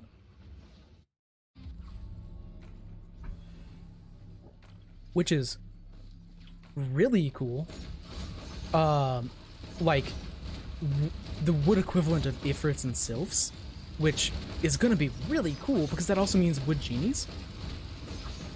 I don't think our Boreals are gonna be, like, elementals, because they're effectively just tree people, where like they're living trees, and like leshies are like primal spirits, but that's different than like an elemental. What I'm assuming, okay, this is one thing where I should clarify. I am not someone who feels qualified to talk about how the kind of cultural impacts, or not impacts, but beliefs regarding more like traditional Eastern relationships between elements, because I believe that is something that is going to be addressed in Rage of the Elements, because like there are relationships between the different elements within, like, for example, like Chinese medicine.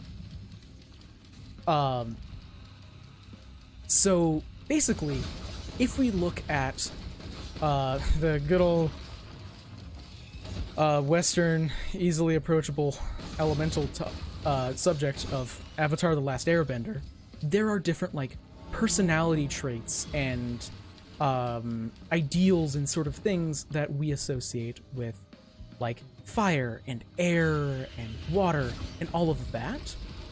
And I imagine that Paizo is going to be incorporating that kind of information in some way into what makes each plane and each type of elemental different. Like, oh yeah, of course the earth elementals kind of personality-wise are slow and steady, because that's the kind of traits that we associate with, that's the kind of personality traits we associate with people who focus on using earth.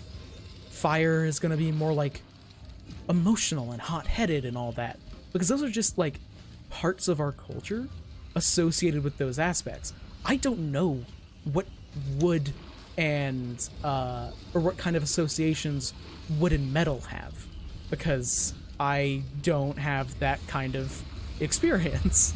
But I imagine that that is the kind of thing that is going to differentiate what makes an arboreal different from a wood elemental, is that arboreals are living trees, while wood elementals embody what it means to what the wood element is, if that makes sense. I don't know what it is, but I think it'll be interesting.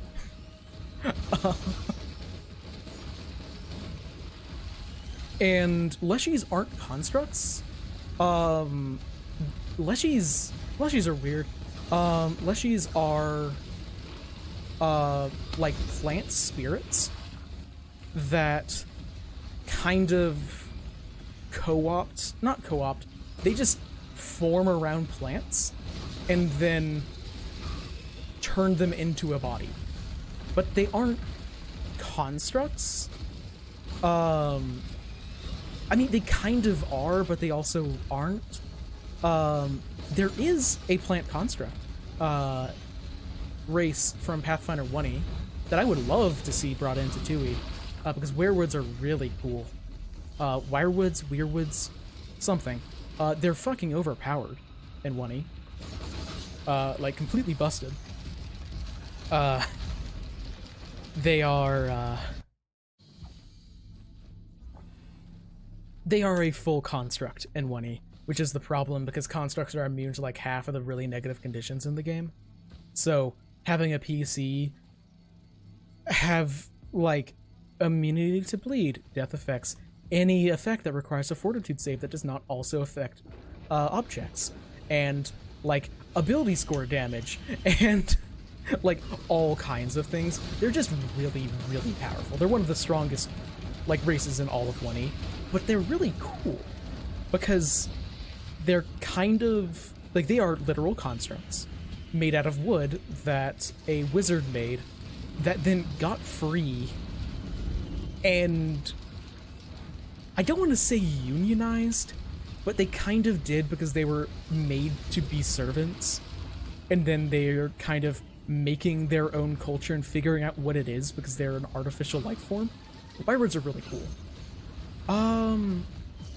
They're kind of plant golems, but golem is for some reason a distinct classification of construct. Like, golems are specifically the things that have anti-magic, basically. Leshies are, I guess the way that I'd put it is that the difference is like a construct is an artificial creation, where leshies are like if a flower had a soul and then decided to go for a walk,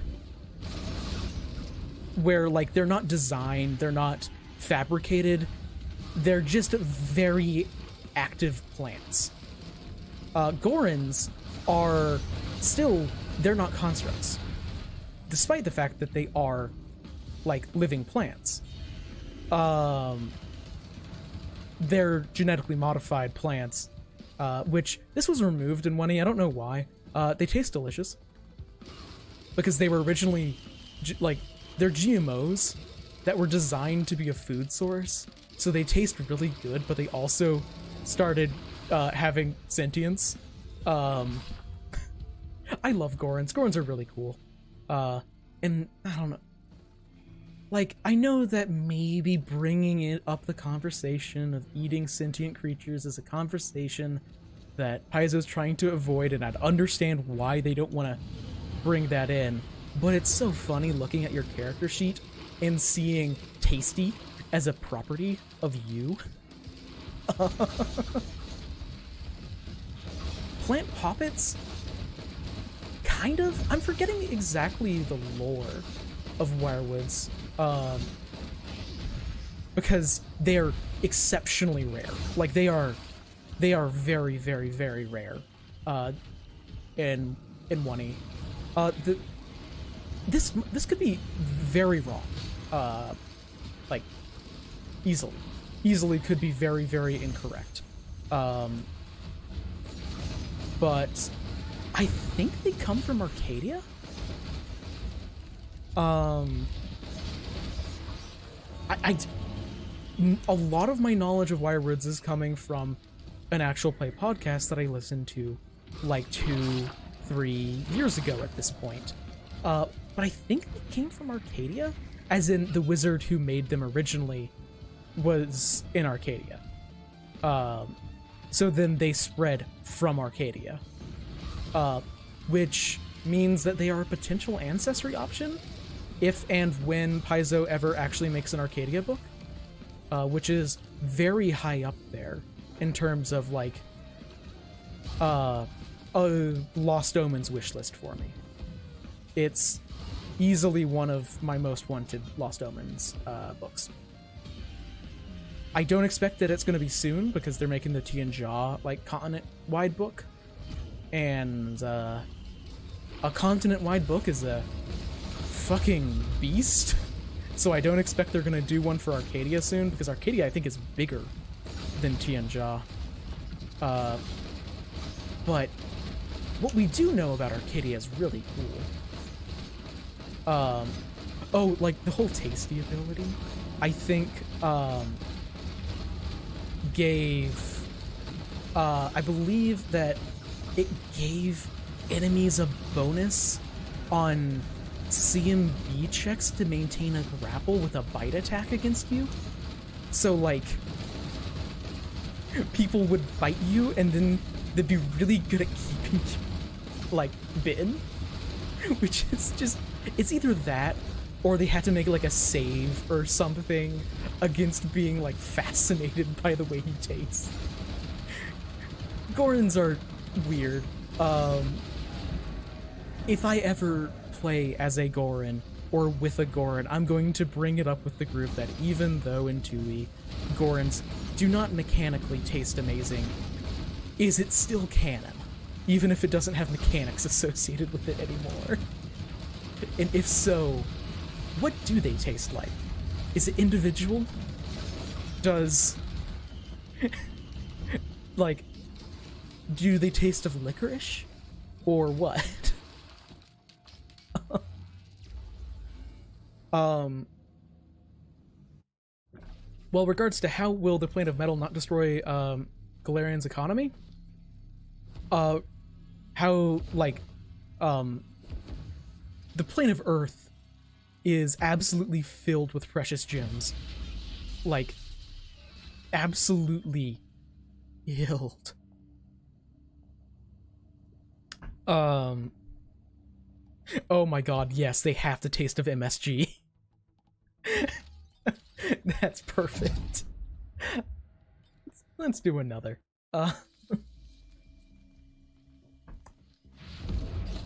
Because now we're playing a weird character. And oh my god, I feel so slow.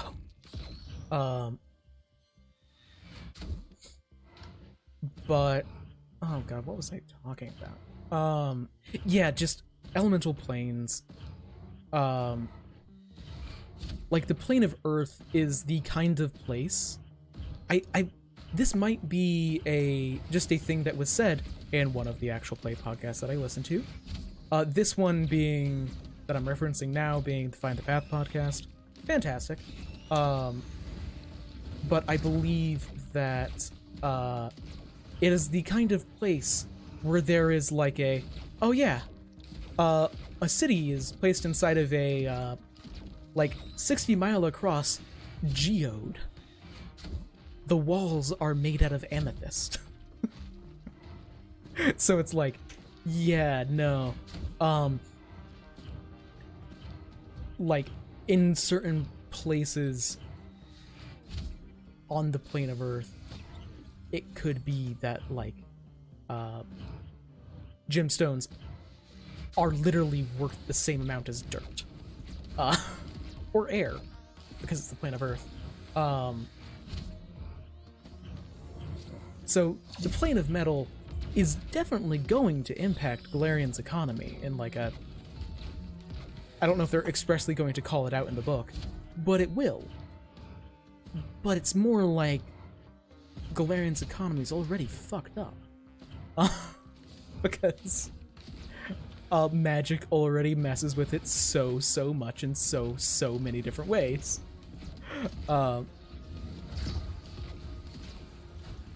Like, I can almost assure you that there are places or people in Galarian who have a deal with people on the Earth plane to like export out cheap gemstones, or rather gemstones that are very, very cheap on the plane of Earth that are really expensive so long as you limit the supply.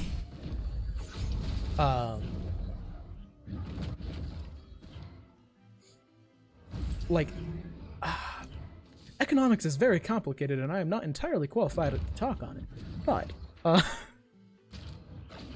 oh god, where are they? There was one more. Oh, I'm very shocked I hit that. In case you didn't know, the gimmick of this character is that there are two forms that you cycle between. That's the percent counter next to me as it constantly increases. That percent counter goes up every time I deal damage, and it goes down every single time I get healed. In the stable form, which is the one I'm in right now, I have the set of abilities you're seeing me use, which are just like a basic hit scan attack at long distance, a big charge up ball, and then little swoop-de-doop dash. I need to remember that I have my secondary because it's my best damage source in this form. For now. The other form, which is when it reaches 100%, you transform, has a close range like beam that's really, really dangerous, like this. And the right click is the same thing, but it's automatically at full power. You dash forward like that, and you can maintain being in these forms with the final ability, which either does 25% damage to you, and increasing the percent by 25, or heals you for 25 and reduces the percent count by 25. So basically, there's this form which is really safe, and then the other form which is really, really high damage, but to stay in that form, you have to constantly deal damage to yourself, and you can't heal. But it's fun. It goes down whenever I get healed. Yes. So the percent counter goes down whenever I get healed. It's kind of hard to show it off because I don't have a healing item right now. Or rather, I don't have, like, a healing item that's easy to show the effects of. Like, the Cautious Slug heals me, but it doesn't, like... It increases the natural regeneration of your health, which still reduces it, but it doesn't, like, pop up with green numbers around my character. But basically, I heal myself here for 25%, which means that the counter goes down by 25%.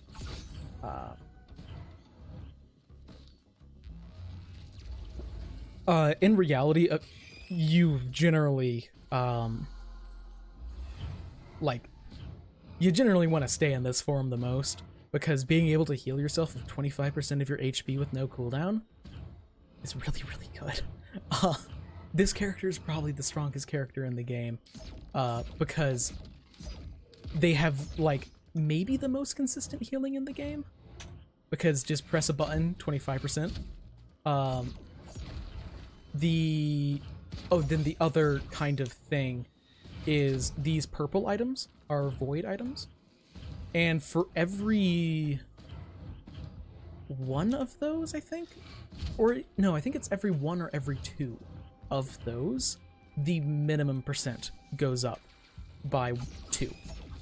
So I have one void item currently, meaning that the lowest that counter can go is 2%, not 0.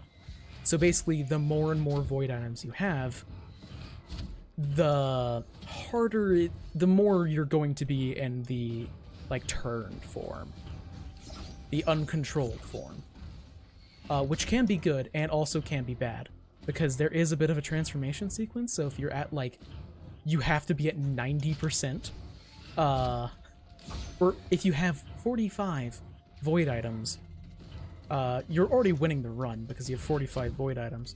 But because void items are generally really good. But you're going to be switching back and forth constantly, which might just get you killed because you can't act. But generally, the ideal circumstance for this game is, or for this, really just Risk of Rain overall, is you want to get healed on every attack. There are multiple items that can do that for you. So then, as you just get those items, you're going to constantly be reducing your percentage. And this form actually has long distance attacks, which are very, very useful to have. Because as you get late in the game, it's just a death sentence to be always next to enemies. Even if they die really quickly, it's very, very, very risky. And a lot about this game is taking safer, more consistent strategies. So basically, if you don't care about consistency, then hell yeah, get into the other form more. But I prefer like a hit scan character.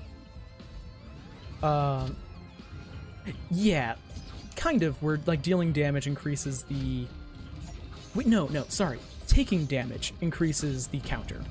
Like, if I get hit by this guy, you'll see how it goes up by more than it is normally. So taking damage, that number goes up. But dealing damage doesn't increase it.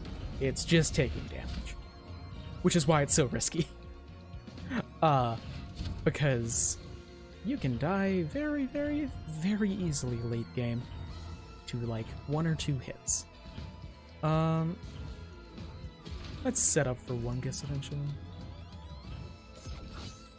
Okay, I cannot remember if their main attack was agile or not, but it isn't. So I can't attack while sprinting. Oh yeah, but in regards to like dirt being more expensive than gems in some areas on Earth, like water is exceptionally expensive in some areas. Like water in some areas on Earth is more expensive than oil, like per volume. Okay, that's really good. Okay, that's excellent. Very, very good red item. Like every 10 seconds, basically for 10 seconds I'll do damage. Is it 10? Okay. It might be 10 seconds, it might be 5. It looks like it's 10. So it looks like every 10 seconds I do damage to literally everything around me. And then it's 10 seconds off, 10 seconds on. I could be wrong about that, but in terms of duration, but it just makes dealing with all of the really weak enemies so much easier. And it is 10 seconds on. I just looked at the timer. I timed it based on the internal game clock. I wish that I had a way to get multiple of those items. Yeah, but you can see the Tesla coil just killing everything around me. Even if... So I don't actively have to pay attention to all of the little enemies because it will help kill them all. Yeah, but this character just has good damage, good healing, good maneuverability, which is a fantastic combination. Yeah, decanters of endless water can cure, like, or not cure, but deal with a lot of issues. It can also cause a lot of issues. Same thing with a, is it a jar of endless sand? Oh my god, this run just keeps on getting better. ATG is one of the best weapon, or not weapons, but items in the entire game. Yeah, but, oh, well, I couldn't use it in time. Because, yeah, if you leave it on, you just cause major flooding. And the Jar of Endless Sands, literally, is it Jar of Endless Sands? Something of Endless Sands. It came out in Secrets of Magic. It's just a sand decanter of endless water. In its description, they do say, this has probably created at least one desert on Galarian.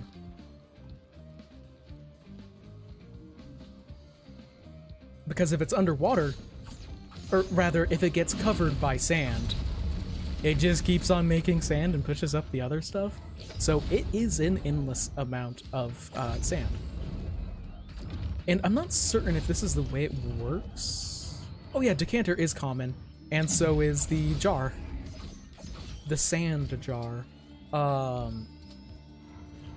Yeah, no, it's the same level as a decanter. It's just not maybe... Actually, it might be more useful or less useful depending on how you look at it. They're both very versatile items, because all they do is give you an infinite amount of a very cheap resource, which you can use for a lot of things. You just have to be creative. But the way that I view it, like the way that I personally see those items as working, is that you're not creating it from nothing. You're taking it, like a decanter of endless water is just a tiny little opening that you can put into the plane of water, and that's where the water comes from. And then the shifting sands jar, I don't know if it's shifting sands or whatever it is. The jar o sand is a connection to the plane of Earth. So it's not literally infinite. However, each elemental plane is the size of the known universe. So it's not literally infinite, but it is functionally. It's just like every single jar of sand is connected to the same cavity of sand in, oh my god, this run. Because now, every single enemy, when they die, there's daggers that go out and hit other enemies, which can trigger the missile launcher. But only 10% of the time. I would really appreciate more enemies spawning.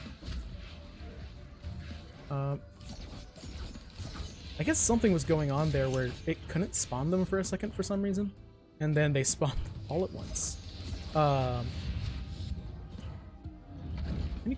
Okay, there's a Gores down. Little drop.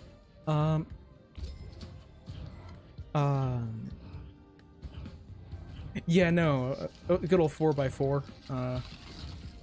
Pool of water. Decanter of endless water. Well,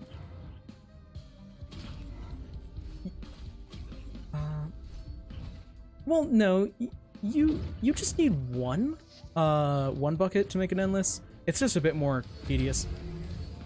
Also, oh god, I'm gonna potentially date myself depending on how young or not people watching this are. But I remember like not figuring out, but learning for the first time about the infinite water source. Except at the time, what like me and my brother learned was not the 2x2, but the 1x3. And that was the one that we knew about for a long time. It's not as good because if you take from one of the ends, you can actually like break the endless water, so then you have to fix it. With the 2x2, you can take from any of the tiles. For the record, this was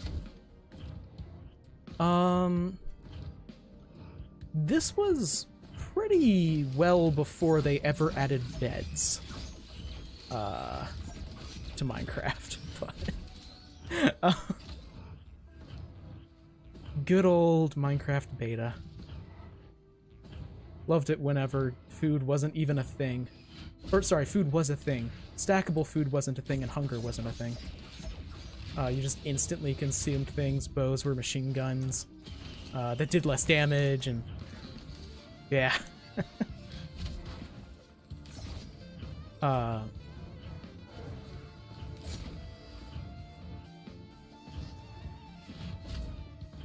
Yeah, Minecraft was a different beast back then. Okay, a use item. I will take the Somerang, because it does so much bleed damage.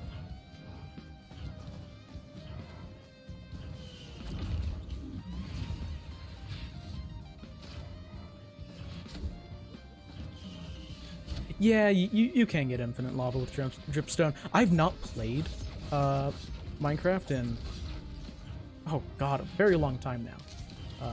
But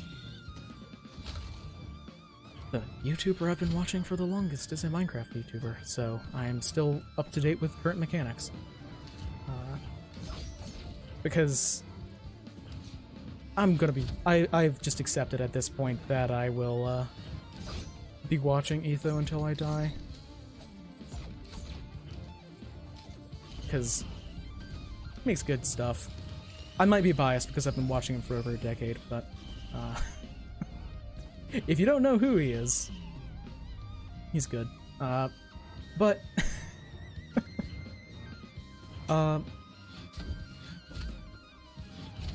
so, oh, I thought they were more expensive. The chests were more expensive on the stage than that. Oh yeah, but kind of going back to Pathfinder a bit, because I remembered a topic that I was going to bring up earlier and then I forgot, is the next couple of Lost Omens books we already have confirmed because they're the Tianjia ones, which I'm really, really looking forward to. Like, oh my god, I am so looking forward to Tianjia. Especially because, I don't know, just so many of the, like, little stuff that they tease is, just cool. But for where they'd be going next with Lost Omens, I'd rather not it be another, like, group or faction Lost Omens book, because they've done those, like, Knights of Lastwall and Firebrands. Like, I love Firebrands, but it's very limited. They feel very limited in scope to the Lost Omens setting, which is, I mean, it's all right. It's a fantastic book, but they don't. Yeah, it's just limited in scope, is what it is. I actually am not a big fan of the backup mag on Void Fiend, but I mentioned earlier that I really want an Arcadia book. That is still very, very true. Arcadia has so much good potential there, and based on the book on the Mwangi Expanse, I actually believe that Paizo could do a good job representing cultures that are not normally represented in fantasy work. Although we'll see whether or not they repeat that experience with the Tianjia books. Because Pathfinder 1E Tianjia books were very hit or miss in terms of quality. Very much felt like a bunch of white guys that liked, like, The Last Samurai wrote a lot of the Pathfinder 1E books. But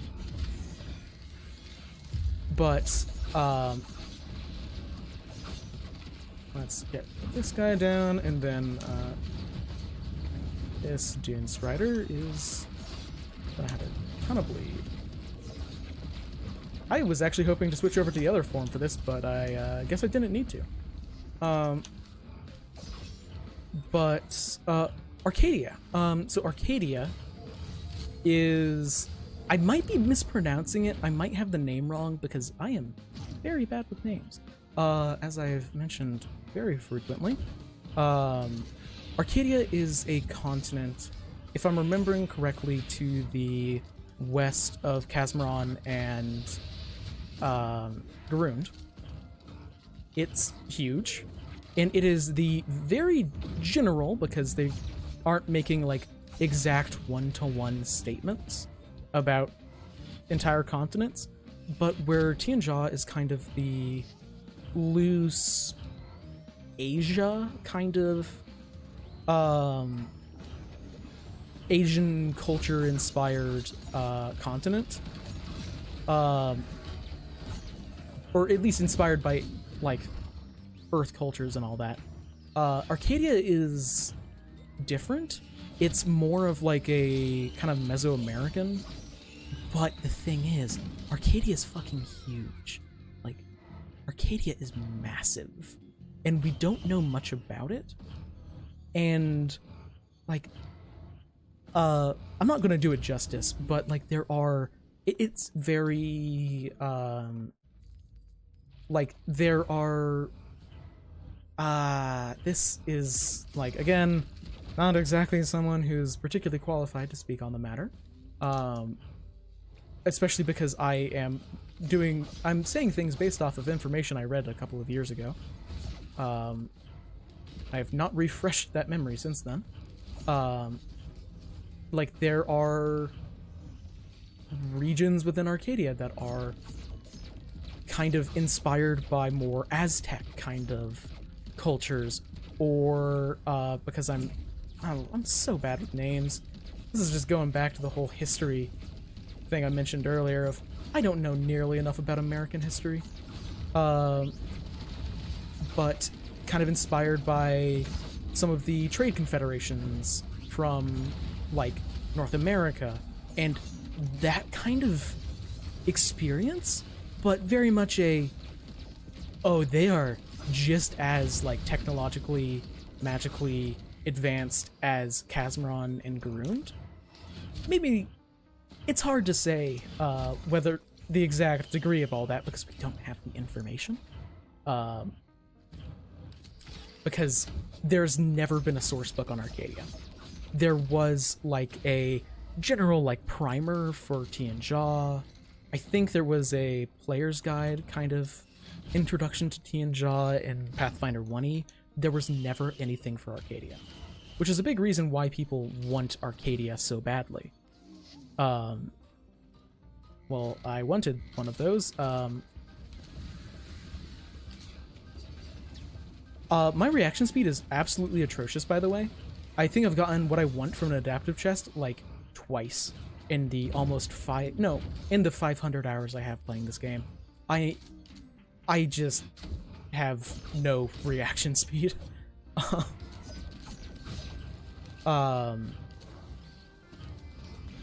But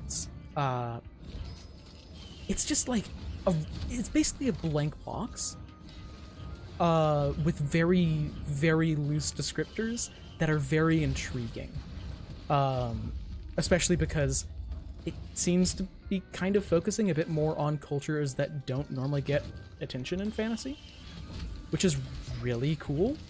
That's one of the big reasons why, like,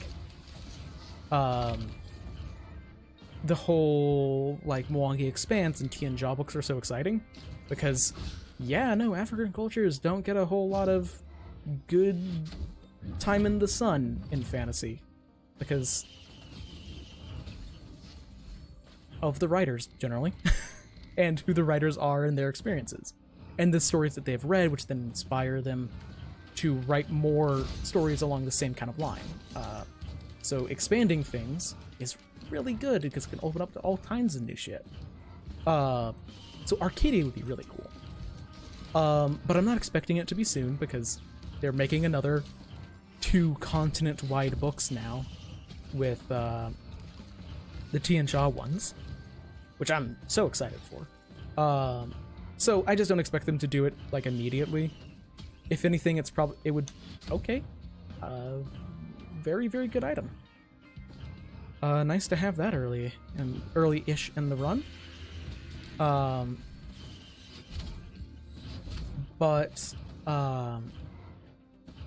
Words.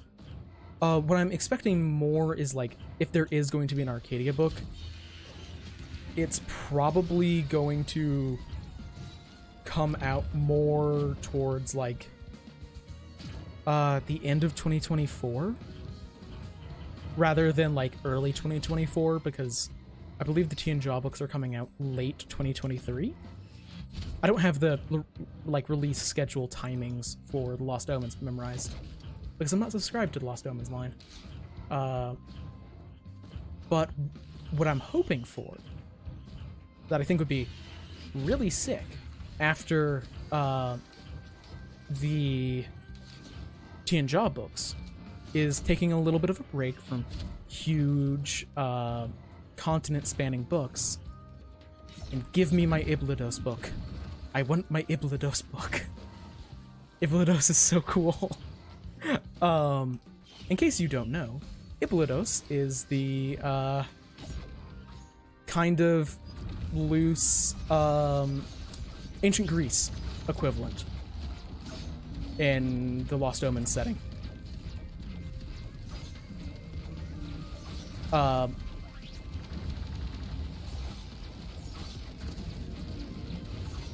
Which, it's like, oh, it's ruled by demigods who are given incredibly strong kind of, like, mythic power in 1E, who undergo trials, and, oh, they have distinct ties to,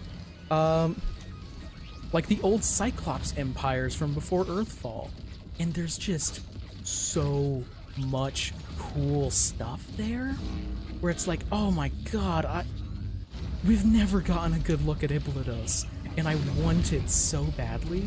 Like, I think my personal, like, this is one of my, if I was able to, like, give Paizo a list of, oh, okay, that's good. I just need more healing items, and that is really good. I regret not reacting earlier and getting the double healing item. Nice having you here, Ryland? Ryland? Terrible with names, as I have mentioned. But it's been excellent having you here. Where is the... I should have been paying attention instead of purely looking for eggs. It's probably up here. But if I were able to give, like, a list of things that are basically generalizations of adventure paths, one of them would be an elemental themed book, as I mentioned earlier this stream, and another one would be a probably 3-book, either 3-book or 6-book. I would either want this to be a 6-book levels 1 to 20 AP, or a 3-book 11 to 20 AP.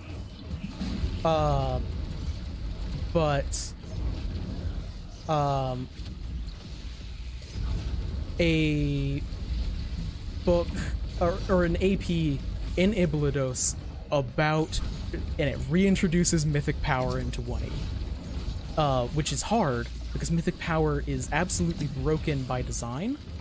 But just like oh yeah, no, we're being upfront with you from level 1. From session 1, you are level 1. There is a world-ending threat, and you're, like, directly chosen to become incredibly powerful and dangerous. And taking a like, I don't know, Iblados is just so cool. Like, it's explicitly stated that, like, there are leviathans out in the ocean around Iblados that specifically, like, menace Iblados and are, like, island-sized sea monsters, which are kind of things from Greek mythology of gigantic sea monsters that, to appease them, they have to sacrifice people on a routine basis. That's a common thing to come up in Greek mythology. Iblados is a lot of really cool stuff. It is the canonical birthplace of Bahamut, the Demon Lord, because he's a Minotaur. Or, sorry, Bahamut isn't a Minotaur. Bahamut is Bahamut, if you know what he looks like. Goat head. But he created the Minotaurs in Iblados, and he is from Iblados. There are gigantic labyrinths underneath Iblados. And it's like, oh, but having an AP that would go there, oh, that'd be so cool. That would just be sick. Um.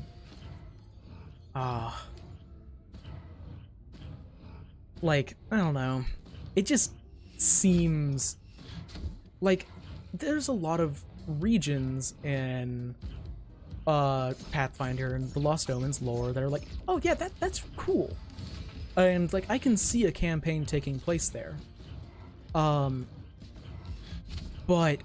Iblido screams for like adventures and crazy high level stuff in a way that like almost no other place in Golarion does.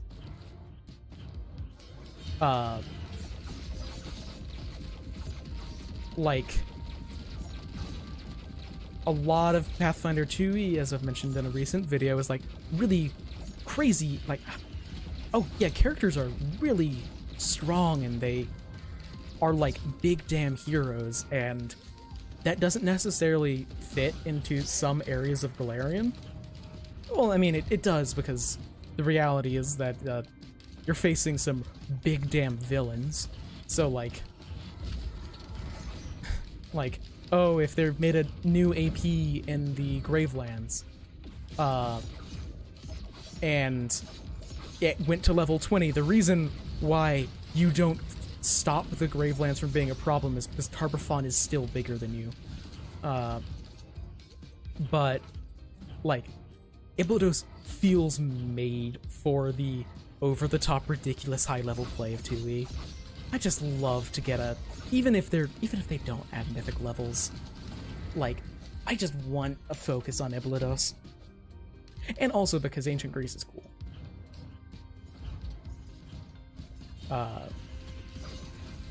And also because it would probably tell us a little bit about the ancient Cyclops Empire, which is so, like, there are a lot of ancient empires that nothing is really known about in Pathfinder because of Earthfall, not Starfall. And honestly, the one that interests me the most is the Cyclops Empire, and it never comes up. No, that's a lie. The Serpent Folk is my most interesting. Or, not the most interesting. It's, like, the period of Golarion history that interests me the most. Because, like, we're in the Age of Lost Omens. I believe... I forget, actually, what the post-Earthfall, before Death of Eridan age is in the Golarion timeline. It's something, but I forget what it is. Like, it certainly has a name. But then I think before that is the Age of Legends? That could be very wrong. I could be mixing up Zelda lore or something. But that was like the Aslanti, the Cyclops Empire. A lot of fun stuff there. But before that was the Age of Serpents, where just, yeah, no, Golarion was inhabited by serpent folk for a very, very long time. Serpent folk were the dominant species on Golarion, which is really interesting, and I really want an AP to, like, dive into that as, like, the ancient threat that is coming back from history to haunt, probably somewhere in Aveston. Let's be real, most adventure paths happen in Aveston. But somewhere in Aveston is being affected by, like, the big threat is some kind of ancient serpent folk kind of threat, because it is already established that it is very possible for people to be, like, sealed away or out of commission for a very long time, because, like, look what happened to the Rune Lords. Like, Pathfinder was almost built on ancient old threats coming back from the past with Rise of the Rune Lords, but then focusing on the truly ancient, the, like, 15,000 year old, or probably longer, actually, now that I think about it, I think serpent folk are way older than 15,000 years. But that coming back would be so cool. I mean, yeah, it is kind of like, yeah, the world was kind of run by lizard people for a while, but they're serpent people. And like there are still, if I'm remembering correctly, because at one point I looked into this a bit because I kind of just remembered that this is an official piece of lore, and then I went and read on the Pathfinder wiki about about them. If I remember correctly, there are like remnants of ancient serpent folk cities, and there are still serpent folk. It's just that over the like kind of aeons, they are now a shadow of their former self, which I get, but it's also like, oh, but I want to see them at their height. Because what happened, if I remember correctly, is either the Aslanti Empire or the Thessalonian Empire. No, it was almost certainly the Aslanti Empire. Kind of successfully rebelled, and then kind of eradicated the Serpent Folk Empire. Because I believe that originally... How the hell am I fighting an overloading worm on stage 5? Oh, I used a mountain shrine, didn't I? That's the only explanation I can think of. Overloading worms are like a unique boss that you normally run into on like stage 10. Where are ya? I would actually really like to be in the other form right now. Thank you very much. I need damage to deal with this. Fortunately, overloading worms aren't actually that dangerous if you have room to jump around. Yeah, but there are still existing ancient serpent folk cities, but there isn't like much about them. They aren't like a primary kind of antagonist in any adventure paths, which is where a lot of lore for places will come from, is from APs. Honestly, what I'm hoping for, or this would be my most unrealistic, or maybe not unrealistic, but definitely my least likely, I would think, hope is that the serpent folk of the ye old past would get the okay, I did hear something drop. Would get the Thassalon kind of treatment where they actually come back and there is a new like kind of settlement.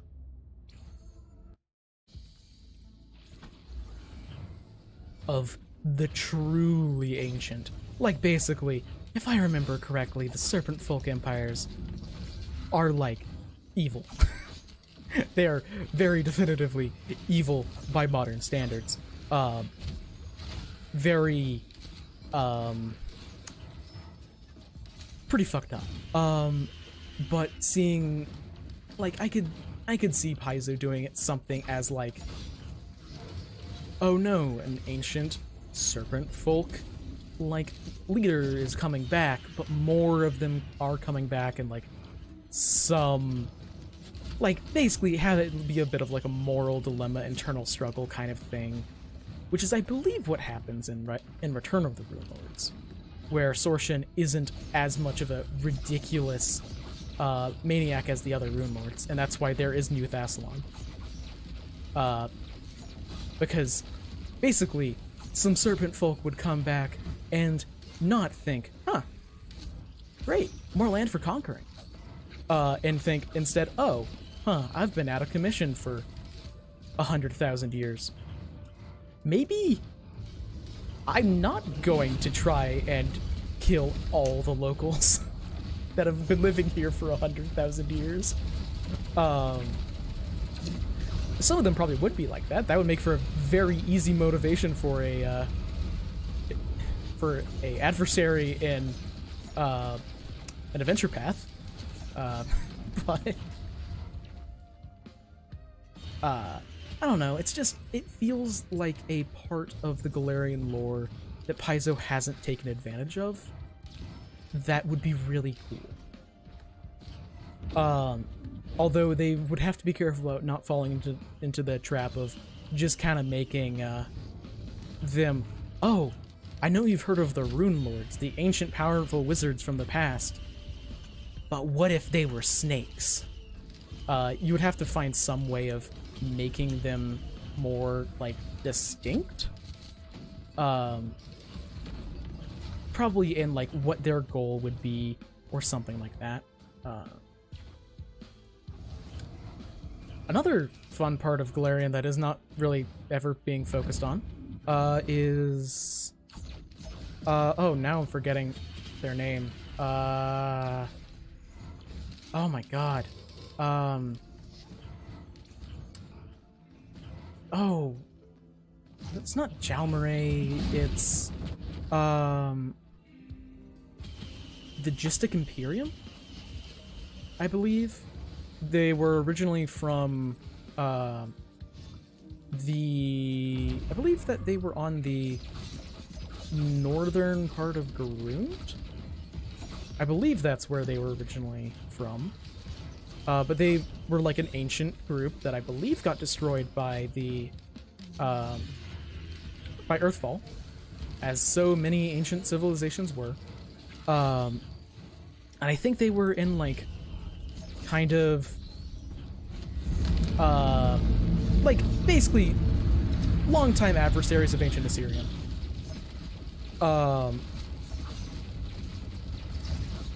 But their whole thing was mechs. Which is an oversimplification of actually what they were, but automatons. If you look at the Archives of Nethys art for automatons, you know, like this super crazy robot shit, that's Gistic Imperium work. Like, they are probably the most technologically advanced civilization that didn't make use of Numerian technology. Because Numerian technology is alien tech. Just like huge war mechs and stuff like that. That's so cool. Oh yeah.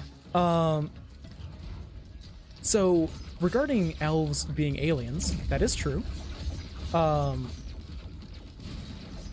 The way that kind of works is Castrovel is another planet in Galarian solar system. Elves are actually only one of 3 of the, like, dominant races on Castrovel. There are Formians and Lashunta. They come up a lot in Starfinder. But the way that elves traveled between the stars was through elf gates, which are just like a teleportation network. It's just you make gates and then they teleport you from where you go. There are actually some elf gates on Galarian. I'm pretty sure the Age of Ashes has to do something with them.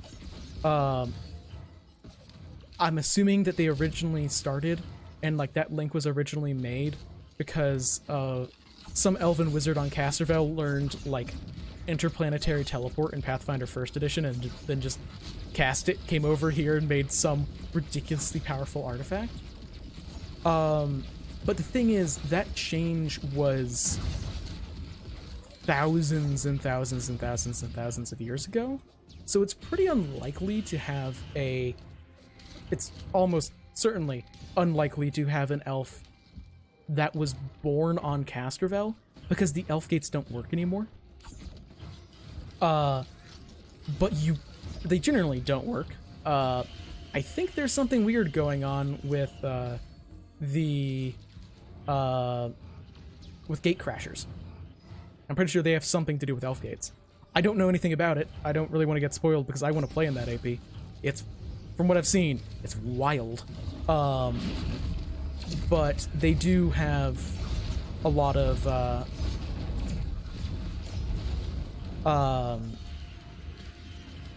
so it's basically, I think, in terms of the elf who's being homesick, it would probably be a bit more lore accurate, though that doesn't necessarily matter a huge amount in a home game, of like wanting to know rather than like I've been there before. It's the I want to see where my like ancestral homeland. But yeah, elves are really cool. And it's actually something where you can tell whether or not some art is made for Pathfinder, or rather for the Lost Omen setting.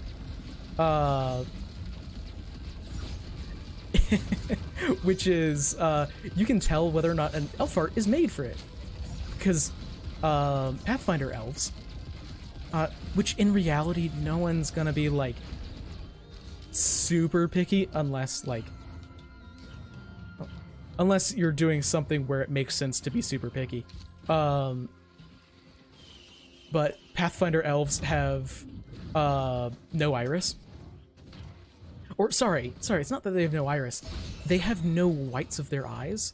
It's just, actually no, is it no whites or is it all pupil? I'm honestly forgetting now. But either way, their eyes look very different from all of the other mortal races on Galarian, because they're alien. So they have weird eyes, because, like, they just straight up evolved on a different planet. And actually the other intelligent species on Castrovel are more insectoid. Formians are objectively insectoid, and Lashunta are very... I'm forgetting her name, because I haven't watched anything Marvel related in a very long time, but the psychic kind of... Psychic or empathetic, whatever, the woman in Guardians of the Galaxy who can read minds. Lashunta's kind of look like that, but with a bit more, like, chitin on them. They're fun. They are one of the core races in Starfinder.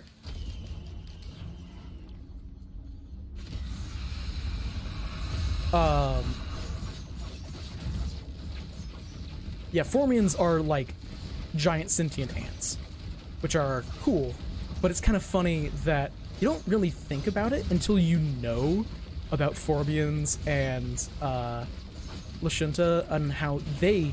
Oh yeah, they are actually very insectoid. And then you look at elves and you're like, wait a second.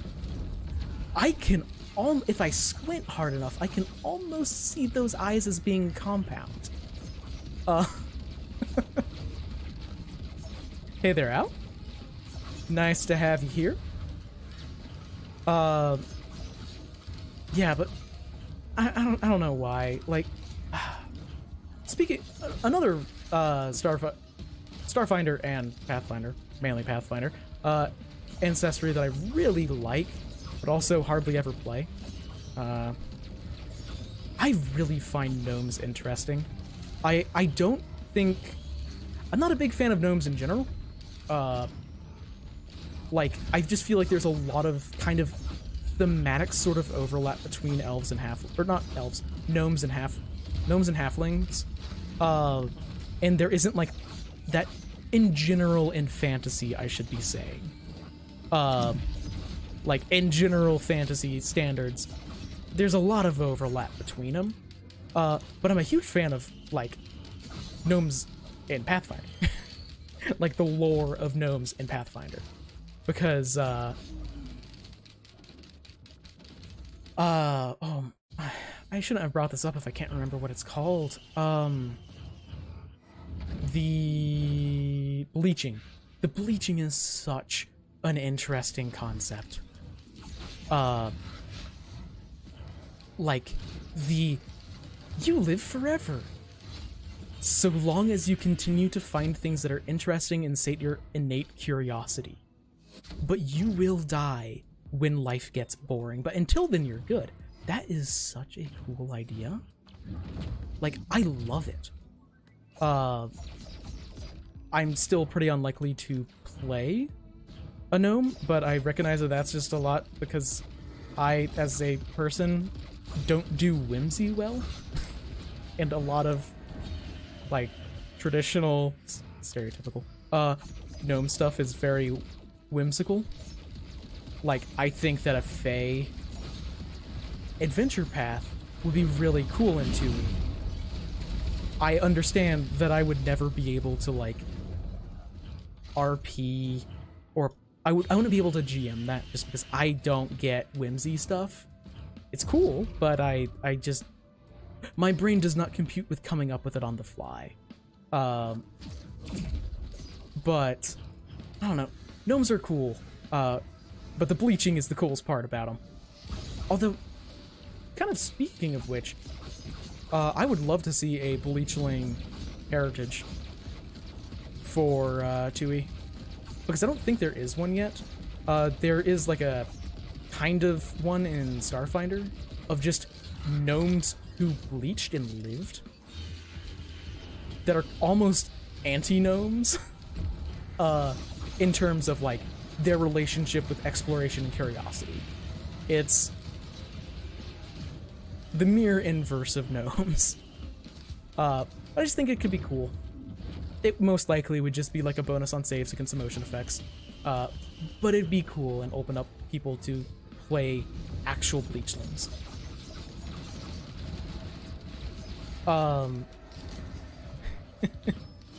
Yeah, you'll live forever. Until you get bored of living, and then you'll die. Not, which isn't exactly, like, because absolutely there are still gnomes that, like, die of bleaching before they want to. That is still absolutely a thing. But, and there are also gnomes that die of old age, or rather die of the bleaching, because they want to, where it's like, oh yeah, they really enjoy like their craft, and they think, oh well, if I can't find anything additional like really interesting and engaging in my craft, well, I'm fine. I don't want to uproot my life and go and like be an adventurer just because I've spent the last 100 years learning everything there is to know about glass blowing, and like my life is glass blowing, and I've found everything that I can, and that's fine. And that's, I don't know, bleaching is a really cool idea. And I just like it. Basically, it's possible to not find life boring, like, but still not find anything of interest, or rather anything new to counteract the bleaching.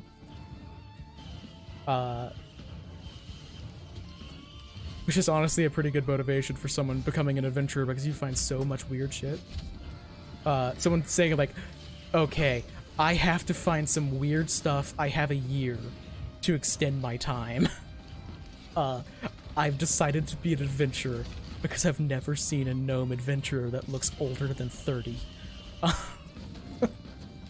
Because adventuring is a very, very convenient way of counteracting the bleaching.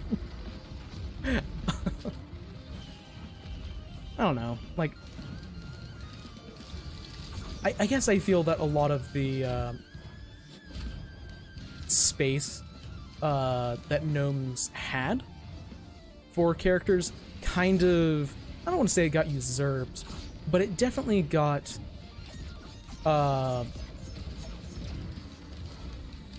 sprites also feel a very similar kind of Fae sort of character vibe, so they kind of overlap there, which, I don't know. If I want to play a Fae character, then I'm gonna play the literal Fae. Where is teleporter? I've been not doing well today at that. Actually, taking note of where it is. It's not down here, is it? It should be up here based on where I spawned. Or it could be on the opposite side of the map. Let's just double check around here again. Because I'm not seeing any of the particle effects, which is weird. Oh, like, yeah, excellent barter thaumaturge. And, yeah, regarding, like, life expectancies for different, like, beings with very different scales of time, it's kind of funny because I talked to one of my GMs about that, because I'm playing an elf in their game. So it was like, hey, how old is an adult elf?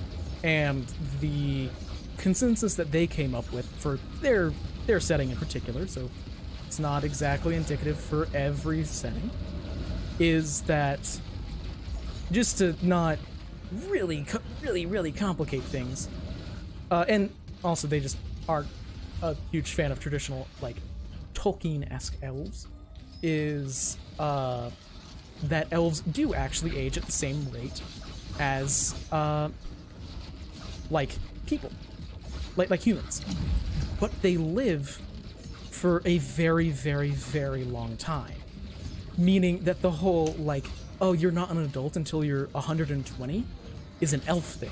It's not a human thing. It's that elves kind of see age as more of a maturity rather than a literal age, because you have time as an elf to get experiences in life when you don't necessarily as a human. So then it's kind of something where in their setting it has become a subjective question whether or not an elf is an adult, because it's up to what life experiences have they undergone. Like, oh, if someone's lived in their parents' house for 120 years, yeah, no, they're not an adult. They don't have life experience. They don't know the world. Oh, but if someone's like 30 but has had an incredibly full life, yeah, they could be an adult. Whether or not they are, people would still debate about. But I don't know, it was just interesting.